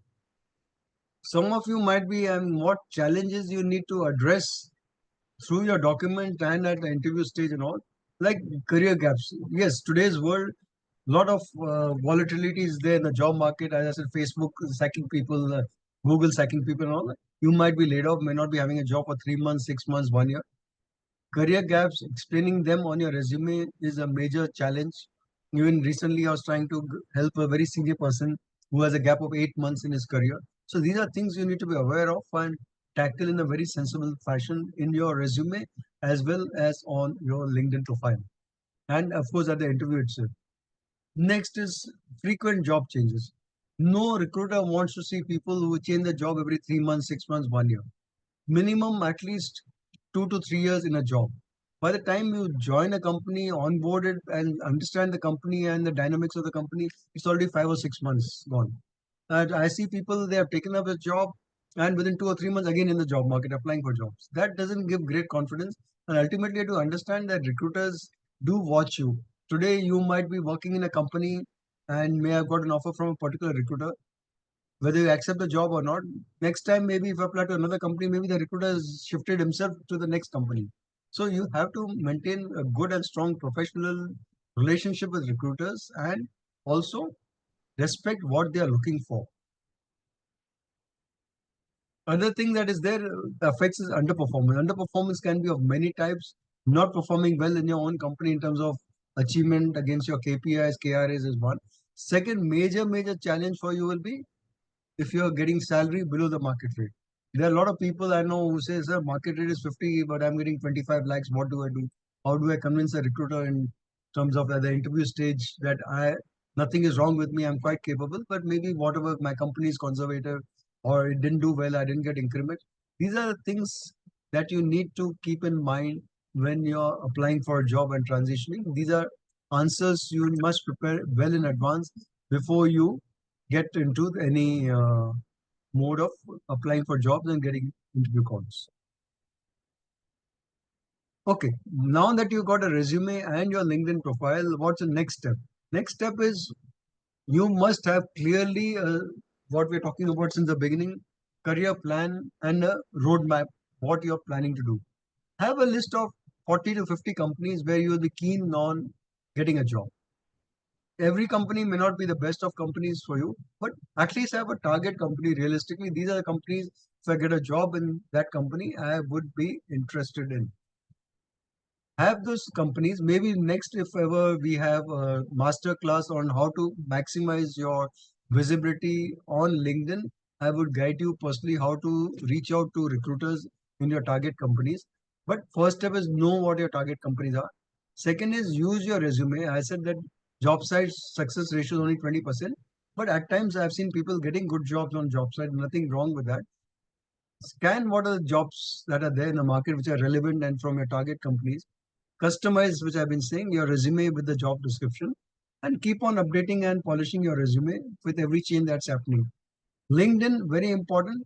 Jobs resume you update only when there's a change in your career in terms of company or your job, you get promoted in a company or something, a designation changes. Others, nothing really changes in your resume. Whereas LinkedIn is dynamic, real time, 24 by 7. You need to have a regular presence and updates on LinkedIn. Virtually every 4 5 days, you must be putting up some post, commenting on someone's work or something. Be very, very active on LinkedIn because these are the various algorithms LinkedIn works on to identify the best fit for the particular job. Anytime, as I told you, recruiters spend 1 to 2 hours on LinkedIn identifying talent. They have the recruiter account. Any search I put on LinkedIn invariably generates several lakhs of matching responses. Because LinkedIn India, there are a presence of 15 crore profiles. So anything I put, even digital marketing manager, will put it will generate. You can try it yourself on LinkedIn. After this call, in the search bar of LinkedIn, put digital marketing manager. See how many matching responses you're getting. But yes, the recruiter has access to 30 to 40 filters. Once they start populating the filters, the number of matching responses come down, the funnel starts becoming narrow very fast. But even at the end of the day, after I have put in all the filters, end residual, there will still be many, many, several hundred, if not thousand, matching responses. What does LinkedIn do? LinkedIn algorithms start looking at the various matching responses, and LinkedIn starts prioritizing which set of CVs or LinkedIn profiles in what sequence will be shown to a recruiter. Normally, as a recruiter, I get search results, 25 search results per page, and 15 to 20 pages of search results, say 400, 500 results. I know the best results are going to be on the first or second page. I can tell you, I or any other recruiter would never go beyond third or fourth page. If out of 75 to 100 results, I can't find five people to call for interview, I'll assume my search criteria was not right. I might put a fresh search criteria. But even at the end of the day, after that proper search criteria, if your LinkedIn profile came on the 8th page or the 12th page, you can be rest assured. Bolneko, it came in search results. Physically, no one has seen your LinkedIn profile. It's like doing Google search. If you get 80 results, I'm sure no one has the time and patience to go through each of the 80 results. You know the best and most relevant results are in the first 5 or 8 or 10 results. You'll read those results. Once you get the information that you're looking for, you will move out of that particular search. Same thing's happening on LinkedIn. You have to have a fair amount of presence on LinkedIn. Secondly, after you have a good LinkedIn profile, you need to make it more visible. Like having a good LinkedIn profile is equating to having a good product, but you need to market the product. LinkedIn has about 40 to 50 features. A lot of them are hidden tools, and LinkedIn is a very dynamic site. It keeps on changing its parameters and filters very, very often. Every 10, 15 days, there's something happening on LinkedIn. So having a good product is great. You need to master those 40 to 50 filters and I would say tools, hidden tools of LinkedIn to start navigating yourself to the top of search results. If you're on the first or second page of LinkedIn search results by a recruiter, 100% probability a recruiter will read your LinkedIn profile. If it is strong enough in terms of professional content and value proposition, you can expect to get a call from a recruiter, interview call, that is assured. But you need to have one, unlocking all the hidden tools of LinkedIn and have a strong active presence. As I said, build your visibility, posts, comments, and other things. Become member of relevant groups. Because a lot of recruiters do go to LinkedIn groups to find out who are the thought leaders. It's like group discussion in your college when you're applying for a job. There are a lot of recruiters who want to go to groups. There are millions of groups on LinkedIn. LinkedIn allows you to become member of 100 groups. Not 100, you may not get time, maybe 25, 30 relevant groups related to digital marketing and other things. If you are there and you make some noise, some relevant comments and posts, very high probability that recruiters will start noticing you. And as I said, the idea of the game is creating visibility for yourself, getting yourself known so that when a recruiter is really looking for people of your background, your name comes on top of mind. As they say in your marketing, top of mind awareness, you must reach the level of high recall level from recruiter's point of view. Establish relationships, establish dialogues, comment on recruiters' work, connect with them so that when they are looking for a person of your background, they remember you. That's all the whole idea of creating your own professional branding. Even if you get a interview call, please ensure that you are serious about the interview. I have seen a lot of candidates, interview call aa gaya, okay, next morning I am going for interview. No research, no preparation for the interview, understanding what is the job description, what is it the company, understanding what are the dynamics of the company, what is the culture of the company, why is this job there. You have to do a fair amount of research, maybe 4 or 5 days of research talking to people in the company, talking to friends who may have worked in the company, understanding what this company is all about. If you're serious about that particular job, you have to jolly well be serious about the interview. Spend 5 or 8 hours doing a fair amount of research on the company and then going confidently for the interview. You can't be what I would say very casual and couldn't care less attitude. Just walk, आपने बुलाया interview के लिए have come, because recruiter's time is valuable. You may or may not value your time, but recruiter's time is very valuable. He wants to see serious people coming for the interview.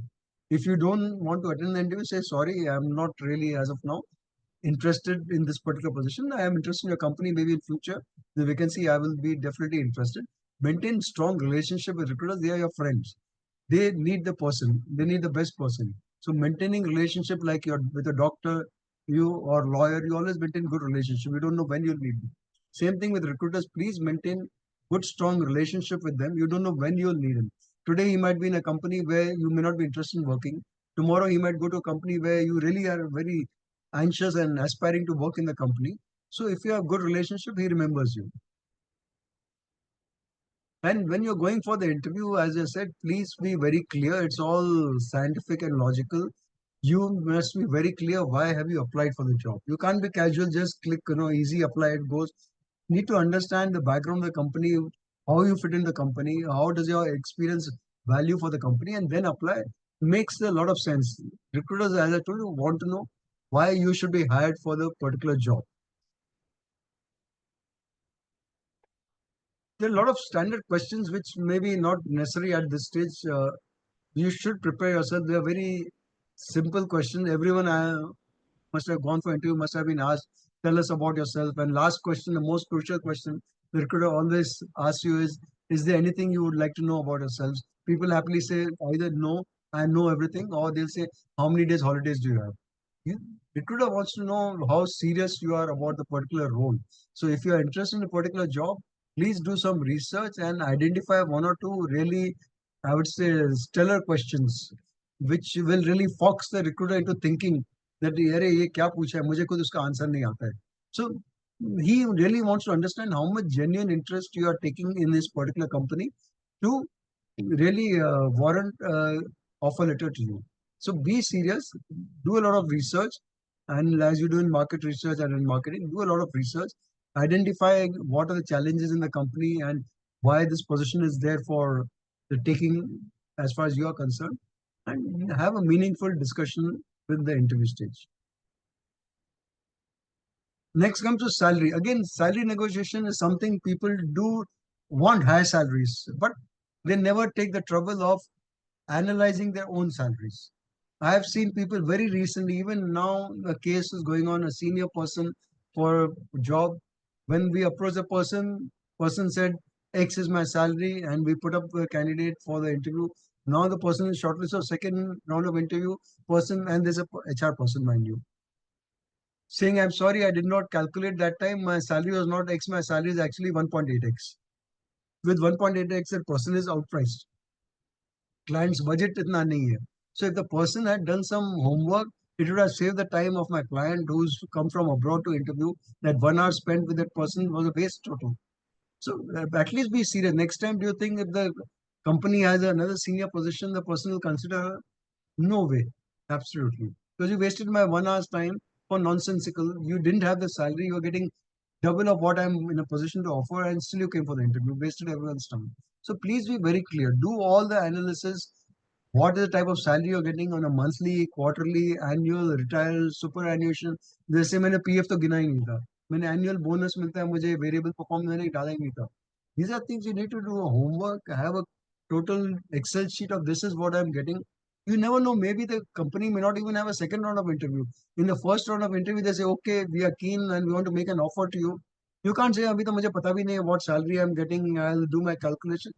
Recruiter think you're not taking any interest, you're not done any homework, you're just walking in like you're walking into a bazaar and all doing shopping. No way. Go systematic, carry all the documents, do all the analysis, salary and other things, joining time. Be very clear. If you're willing to, if he makes an offer, are you willing to join or not? I've seen candidates, offer is made, no, I'll have to check up with my family, this position, whether it will be in a position to move from Bombay to Delhi, I'll check up. You should have checked up with your family before you went for the interview, before you even applied for the job. After you're getting an offer, you're saying, now I'll check up whether my family is keen on moving. My daughter is in ninth standard, crucial year. ये सब पहले सोचना चाहिए. You can't spoil others' time and then reach and at the last stage. This is all deal breakers essentially. Even the art of negotiating salary is really an art. You should know how to put it. Recruiters want to get the right person. They may have a certain budget and they are all businessmen. They may not reveal their cards at the first stage. If the salary they are willing to offer 2x, they might offer you, or let's say they're position to offer 3x, they might offer you 2x because they are businessmen. They also judge by how much cost they are able to save for the company. So it's an art in, and you're marketing people, you should know how to negotiate salaries. If you know how to negotiate deals with your customers, you should know how to negotiate salaries with your employers and come out. And ultimately, what's important is it's a win-win situation. The recruiter thinks you have got the best candidate, and you think you're the best deal going in the market. That is the ultimate art of winning, essentially. So, summarizing this long discussion we've had, almost 100 minutes, employees are smart cookies. They know what they want. You should know yourself what you want. Employees want to judge you for what you are going to do for them, not what that organization is going to do for you. Be frank, be honest, be transparent. If something comes up, if you have a 90 days notice period, 89th day something happens, you don't want to join, please ring up, have the courage and the guts to ring up the HR person, say, sorry, I did commit, but I cannot join and I'm sorry about it. Instead of, I've seen on the joining day, candidates not reporting for work and the client desperately trying to contact them on the phone and the phone is switched off. Very, very simple thing. But that is being a coward. You are just disappearing, avoiding your responsibility. If the company has had the decency and the courtesy to make you an offer, at least you should have the guts and say, sorry, something has come up I didn't anticipate earlier, and that's the reason I cannot take up your offer. The recruiter will respect you. As it is, recruiters know 50% of offers they make are not going to materialize into actual joining. They're already prepared for it. But at least it's for you to behave in a very professional manner. So ultimately, coming down to the end, you can be successful in any profession, whether it's digital marketing or normal conventional marketing or sales and all. It's possible to be successful. You should do what you really enjoy doing. You should be willing to even say Saturday, that is Saturday, Sunday, chutti kyun aa gaya? Monday kab hoga? I want to go back to work. So that's the thing. Otherwise, this terminology came in Monday morning blues. People want to shirk going on to office on Monday because you don't know what storm is going to hit them. So enjoy whatever you like doing, enjoy doing, focus on that. As even Sumit was asking, how do you become successful? Be passionate. Ultimately, passion is transparent. People can notice how passionate you are. Be passionate, follow your dream, and I'm sure you'll be successful. So, wishing you all a great success, and over to you back to Sumit. Thank you, sir. Thank you so much for this wonderful presentation. I could myself draw a lot of insights from your wonderful presentation. For myself, I think there are a lot of insights that you've shared today with our participants. And seeing the paucity of time, sir, I have a short presentation which I would like to take up with the participants today. Sure. So, Prakash sir has actually talked about what it would take you to get a job. I'm going to be talking about what is the job that you should be aiming for, right? So Prakash sir's focus was how to prepare yourself. I'm going to be talking about what is available for you in the market and how marketing dynamics are changing in the context of rapidly evolving environment. So let me share my screen. So okay. So are you able to see this presentation? So your please type in yes if you're able to see the slide here. Yes, Motilal, you can type in Prakash Kewalramani in LinkedIn. You can connect with him directly. Thank you. So your dream company is looking for digital growth leaders now and not digital marketing managers anymore. Why I'm saying this, I would like to share this with you first. So I just, while sir was giving the presentation, I looked at marketing jobs in India on LinkedIn. So these are some of the senior, so what the the kind of filters I put in are mid to senior level and director level roles, which I consider senior. Job functions, I looked at marketing, business development, strategy planning, management, and consulting roles. So this is what I looked at. So even if I look at the advertisement part, let's do this. So now what I'm looking at is if I like to ask you, which are your dream roles? Let me pick up some things and ask you, is lead central growth strategy for a company like Apna, which might be a startup, would be your dream role? If you think yes, type in yes. People who think no, type in no in the chat box. Do you think that this would be exciting for you? Do you think that this role, yes, CG is saying yes. What about the other one? Other people? How about marketing director role? Yes. Okay. So there is a role for marketing manager. Let's look at what this role wants. What are they looking at? So if you look at, uh, so this company is actually looking for somebody who can be who is responsible for shaping the go-to-market strategy. So this brand wants to enter a particular market, and they want somebody who could plan and execute a go-to-market strategy end to end for their product or services. So what they're looking at is they are looking at people who have experience in either strategy or go to market in startups. So they are looking at people who've got organizational and project management skills, excellent storytelling and presentation skills. We're looking for people who can analyze data and build up decision making models to take up decisions. So this is something that this particular person is looking at. Let's look at another point. So there is this organic products company from Thane, which is looking for a marketing manager. Let's take this role. Okay, so what we're looking at is they are looking at a let's there are many people who've got about 3 to 4 years of experience. So this organization is looking for somebody for marketing manager role. So the first thing that they're looking at is that the person should know how to develop strategy and execute it. So digital marketing comes second, but the first thing that they're looking at is that the person can ideate strategies for them. A person can actually look at offline marketing and traditional marketing. Then I'm looking at a venture capital company who's looking at a growth principle. So this person is also looking at people who could work as a strategic leader and trusted advisor to founders. Then we are looking at a company called, let's look at Adobe. Adobe is looking at a principal digital strategist. I think a lot of you would be interested in a role like this.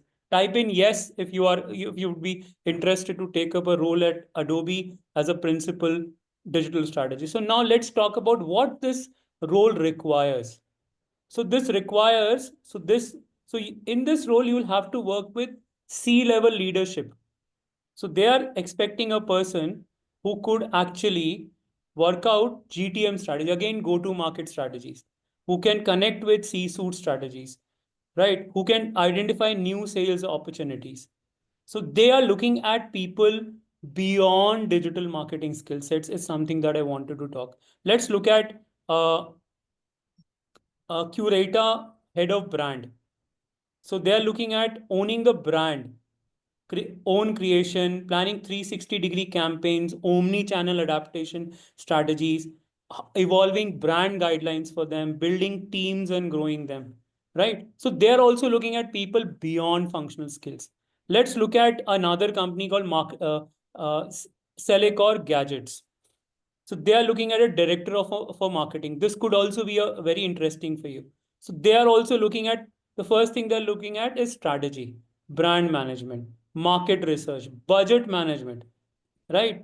Team leadership, collaboration, content strategy, public relations, event planning. So if you'll analyze all of these senior management roles, I'll like to take one or two more so that so I came across this Dot and Key skincare. I personally use the brand. It's a good brand. So they're looking at a manager for influencer marketing. So they're also looking at strategy, relationship building, content collaboration, market trends analysis. So if you'll see, all the senior roles which are coming up in the market have more than 50% requirement from non-technical roles. So they are not expecting very strong technical roles. Is definitely there. They're assuming that you would be having after 3 to 5 years of work ex. Technically, you should be strong, but they're looking at, for leadership roles, they're actually looking at people who have I would say capability, skill set beyond Facebook marketing, Instagram marketing, or digital marketing techniques and tools. So they're looking at people from these aspects of time. For example, if I look at head Tradologic, digital marketing and brand communication, it will start with strategy and execution. So now, if you are looking at growth, you need to actually get serious with acquiring knowledge, learning, experience in these strategic domains, in domains of understanding business and aspects of business growth.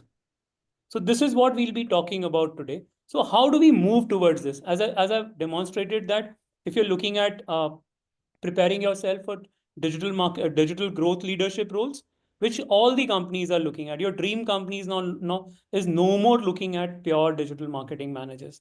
As I've demonstrated you, they're looking for digital growth leaders. And that is the reason you're seeing there is a 60% firing happening at digital marketing manager level within 8 months of joining. People join, especially in the SME segment, people join at good salaries, but after 6 to 8 months, they're asked to leave. Why? Because they are not able to meet up the expectations of their companies. So now what we are looking at is that what are we looking at from these leaders? So what is it that people are looking at? So they want to take to the companies who are actually looking for digital leaders are expecting they're expecting a growth leader to take their business internationally by creating a result oriented team to grow their business digitally. Second, they want better business or growth from their digital leader. So they want better control on results. So they want to hire people who can actually ensure processes, systems, and strategy to give them better control on the results. Third one, there are many startups who are presently struggling with building traction for their ideas. People who have managed to get fundings now have to demonstrate growth, traction, or even commercial viabilities or revenues to their venture capitalists. So they are looking at people who can convert new ideas into realities. So these are the three major segments where major growth is happening. You can grow very significantly, very fast in these domains in another 2, 3, 5 years. And you can actually reach out to CXO roles within a short span of time. So they actually want you to perform beyond Facebook and LinkedIn marketing. So the kind of roles which are coming right now is that if you talk about Swiggy, recently all the companies who are looking at getting listed are looking at chief revenue officer roles. So they are looking at people. So now they have scaled their businesses, they have acquired their business, but they're not viable. Their per unit economics is not working out well for them. So they need people who understand digital businesses and can actually restructure the whole business around commercial viabilities. So we are looking, so you'll see roles as, so now people would, you'll not see many job openings coming in the form of digital marketing manager, senior digital marketing, but you may see somebody like marketplace growth managers. So all the marketplace businesses would be looking at leaders who can actually bring growth to their marketplace models. They may be looking at people who maybe financials or fintech companies would be looking at digital marketers or digital leaders who can upgrade customer experiences. Growth marketing analyst, a company might be growing, they need people who can actually decode the growth dynamics and variables. There could be sustainability marketing managers. Maybe there is a brand which has grown tremendously, 60-70% CAGR in the last 3 years. Now they want to sustain the growth. They want to retain their customers. So they need people who can develop strategies. And who could do this in the best possible? People who understand nuances of digital marketing, people who understand the digital world. So these are the people they need. They need people. So podcast and OTTs. If you look around, every brand is investing in podcasts and OTT advertisement. So they need people who are specialists, growth hackers, subscription growth managers. Majority of the apps are, all the apps, if you can actually go out with a subscription growth plan to any of the recruiter. For example, if you get a you can spot any app company on LinkedIn, create a subscription growth plan, and I can assure you, just send them that I have a subscription growth plan for you. They would come to listen to you. Many of the D2C brands or probably e-commerce brands are looking at significant growths on marketplaces. They need digital marketplaces growth leaders. So this is the kind of profiles you'll be seeing in another 3 to 5 years, and not just plain Facebook marketer or a LinkedIn marketer. These jobs will go away. Majority of these jobs will be eaten by AI, artificial intelligence, and tools who can do majority of the tasks related to these advertisement. They would need people who can do partnerships and alliances. So these are the kind of people who will be needed in the coming future. So now, what we are trying to do. So Avasta Learning and Ramaya University of Applied Sciences have been seeing this happening around, and we very accurately think that we think that in the coming years there will be a strong demand for these professionals. And if we are able to, if we want to capitalize on the digital growth of India, we need to develop professionals who can meet this demand. And that is where we've tried to uh, create a program which can help you develop and position yourself as a digital leader beyond digital marketing roles. So we've tried to create a program. So now I can see a question. So okay, so Dhiral, you can type in your question. I can take up your question. So, is there anybody else who's finding difficulty in understanding the points which I'm trying to share apart from Dhiral? Is it good to go? Are you able to understand the past few slides? Please type in yes. Okay, perfect. Thank you, Motilal. Thank you, CG. What about the rest? Is it okay? Or should I repeat? Aarti, is it good for you? Are you able to understand? Sheetal, Nikhil, are you able to understand? Okay, so I'm moving forward. So now what we are trying to do is, so we've tried to create a program which can actually create future leaders. So what is it that is so so there are two wider aspects in the entire industry. You can segment the industry into two broad sub segments. One is brand management, and secondly is e-commerces. So the entire industry, if you try to segregate them into two sub segments, would be there are service providers, solution providers who are looking at growing services, solutions, products. All of these you can put in the digital business management, which talks about all the aspects of growing digital business. When you talk about selling products online, there comes the e-commerce. So that is why we see two broad segments which can define the universe of digital business in India or globally. So we have tried to create a postgraduate program which gets you ready to grow in both these subsegments. So that is why the name of this particular program is Postgraduate Diploma in Digital Business Management and E-commerce. Why diploma? Because we strongly found, so let me get back to the CVs. So majority of these people, companies are looking at serious qualifications.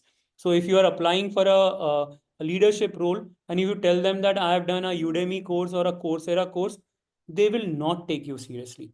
We have talked to many recruiters, we've talked to many companies, and they say that we do not get convinced that people can really learn from a 5 hours or a 10 hours course programs on Udemy and certificate programs which are teaching techniques and tools. We need people who are learning nuances of business.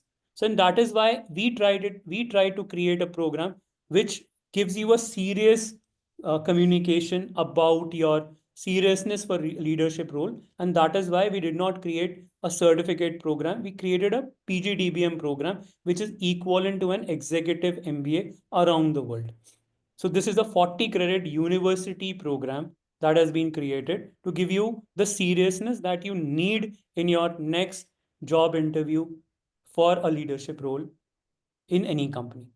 So now going forward, this program is not designed for people who are looking at learning Facebook or LinkedIn. There are other programs for this. So what we are trying to prepare you for is that this program is meant for people who are looking to who are planning to apply for CMO roles in another 1 or 2 years or 3 years. They want to apply after a year or two. They want to explore CMO roles in various companies. This course is meant for people who want to work with startups in leadership roles. So many of the startups are looking at senior marketing people to join in the co-founder roles.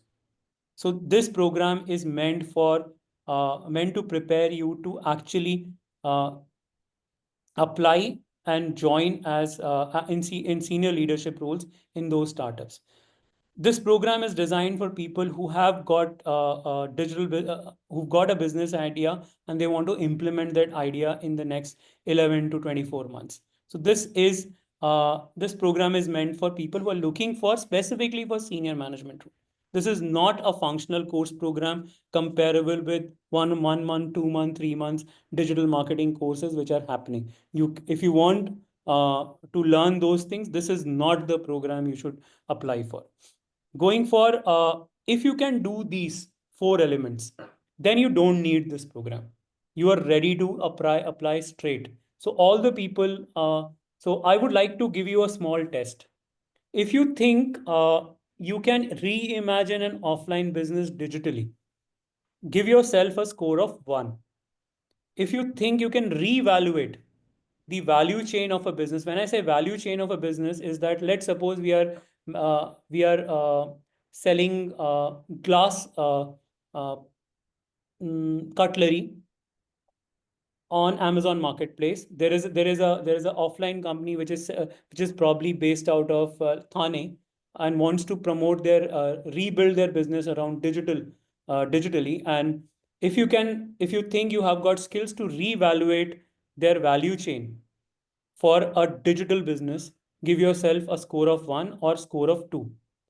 If you think you can identify new customer segments for an offline business to connect digitally and build up GTM strategies for this, you can give yourself a score of 1 or 0.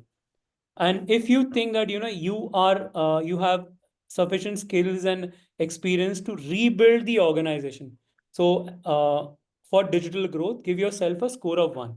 So there are 4 questions. I would like you to type in your total score for these 4 questions in the chat box. So if you think that you've achieved, you can do all 4 of these, you can type in 4. If you think you can do 2 out of the 4, you can type in 2. If you think you can do 3 out of these 4, you can type in 3. So I would like request everyone uh, to uh, to type in what do you think, Dhiral, Aarti, Motilal, Sheetal, Nikhil. Please type in what do you think. How many of these tasks you can do right now based on your experience and skill set. Okay, Motilal. Okay, yes, Motilal, I'm currently trying to provide an WhatsApp on customized solution, small to medium, not able to plan it as a business, what to do, where to start, something like this. Okay, okay. So, Motilal, what we can do is that I will ask my team to connect with you and we can have a 30 minutes one-to-one to discuss this out. Would that be okay for you, Motilal? What about the rest? Aarti has written 1. Okay. What about the other 2 people? Okay. Okay. So now what we are trying to do is that we have created a kind of a program which can help you become 4 on 4 in next 11 months. So why and how? So what we have done is we've not tried to create a digital marketing program. We've tried to create a digital business program. If I ask you today, uh, can you give me one MBA right now which is there? Can you spot some MBAs in the market which actually teach e-commerce management and digital business management? Let's do this right away. So there are so if majority of the jobs are coming in this domain, why are MBAs not addressing this? MBA in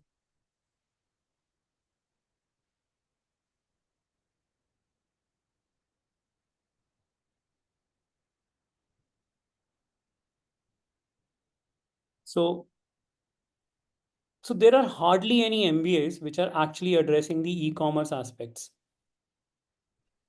except for one. Jan has been doing it. Yes. So now what you need to do, this is the recent trend which is catching up. So now generic MBAs are no more relevant for you. This is what I want to share with, and this is another revelation which I want to share, is that generic MBA with specialization in traditional marketing is no more relevant, because every marketing job right now which is coming up requires you to have an understanding of digital businesses, e-commerce, nuances of digital branding, positioning, digital team building, and everything. So all of these things are something that are need of the hour propositions. So what we are trying to do here is we have tried to create a program which covers both digital business and e-commerce in a lot of detail. So you very rarely you'll find a program which is of 660 hours of total engagement in the form of classes, in the form of projects, in the form of boot camps. So if you look at a MICA program from a upgrad or a Simply Learn program or XYZ programs, you will find that 30 majority of the programs that are available in the form of executive programs, you get 30 to 40% course content in the form of recorded lectures. This entire program is delivered live by faculties and industry experts. So we start with strategy. We get into details of customer behavior and understanding the digital business environment. There are very few courses which talk about digital laws. We have tried to build up a program that addresses digital laws in this. We've tried to work out a entire module on only technologies and tools for e-businesses, be it from productivity to project management to analytics to dashboard development. There are more than 15 to 15 plus tools that we are covering in this program, that too in the first trimester. Then we're also training you on accounting, valuation, and fundraising for digital businesses. After the program, you can go out and actually participate in fundraising for startups after this particular program. Then try then we are talking about how to build data as a strategic asset. When I say data as a strategic asset, what do I mean? Whenever you will join a big company, you'll have loads of data available in this, be it in the form of their customer data, exhibitions data, user behavior data. How to actually capitalize on that particular data, creating newer products, better products is what we will teach you in this program. Then comes team building and management. Uh, this is one of the most underrated but most very vital for any leadership role. So we'll talk about, we've got people from so we've got who's teaching you is this program, this module of team building is taught by Dr. Praveen Kamath, who's GM and Global Head of Talent Transformation at Wipro. So this person is going to be teaching you team building and management. You, data as a strategic asset will be taught by Mr. Pranesh Nagarajan, who's actually served in Nestle and GSK. Your fundraising and valuation will be taught to you by a venture capitalist and a senior VP who served in Google and Microsoft. Then we have storytelling and content marketing. This section will be taught by Mr. Monappa Nalayanda, who is the former CMO himself from Tata Digital. and an IIM Bangalore alumni. Digital strategy will be taught by Mr. Sandeep Ori. He's a strategy consultant.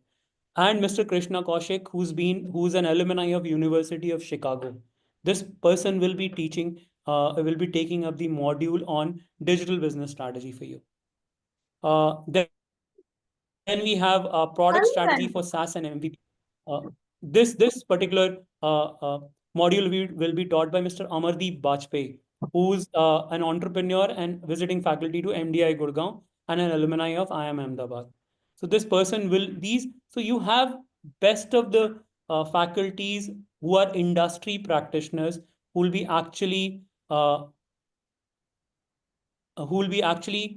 teaching you these sessions online. Right. So I would request you to. So this is something that we've actually tried to create for you. Uh, then trimester 3 will be getting into more details related to e-sourcing, logistics, how to develop the logistic channel for digital businesses, how to promote your businesses on various marketplaces. Uh, then how to do, for example, there are many businesses or exporters who are looking at growing their products outside India. So they're looking at leaders who could take their products to a newer country, maybe Argentina, South America, Southeast Asia, Middle East. So we'll be taking up how to launch a new product in a new country. This is something unique which we have brought in the e-commerce specialization. With all these details in place, we've tried to create a very interesting PGDBM program, which is taught by a mix of academia and industry. So I've shown you the industry faculty. Now I'll share the faculty from RUAS Bangalore University faculty. They've got all of these people have more than 15 plus years of experience in various domains of businesses. So uh, they'll be actually taking up various sessions with you to prepare you for leadership roles. So this is the program outline that we have created, and this is a stackable program, and you could actually do this program at by investing 500 rupees per day or INR 15,000 per month for next 11 to 12 months is the investment that this program requires. If you feel interested about the program, plus for freshers, we are also giving a placement guarantee. So for people who have less than 3 years of work we are actually giving a placement guarantee in which if you after the program if you do not get a placement within 100 days of course completion, we'll be refunding back your entire fees by paying you 15,000 per month till you get your job or the entire fees is refunded. So this becomes a no risk proposition for all the people with less than 3 years of work. So these are the details about the program, and if you are interested to more about it, you can contact us, and we'll be happy to share. And coming back to questions, if you have any questions, you may share, and uh, or we can conclude the session today. Thank you so much for your participation, and thank you so much, Prakash sir, for keeping. I'm sorry I kept you in waiting for some time. No, no, it's a pleasure. It's a very interesting program. Right. Thank you, sir. Thank So good luck, yeah. Good luck to you and good luck to all the participants. I'm you. sure they'll turn out to be brilliant marketeers. Yeah. Thank you. Thank you very much, Yeah. sir. And All the best. thank you, everyone. If you have any questions, you can ask questions, or we can conclude the session.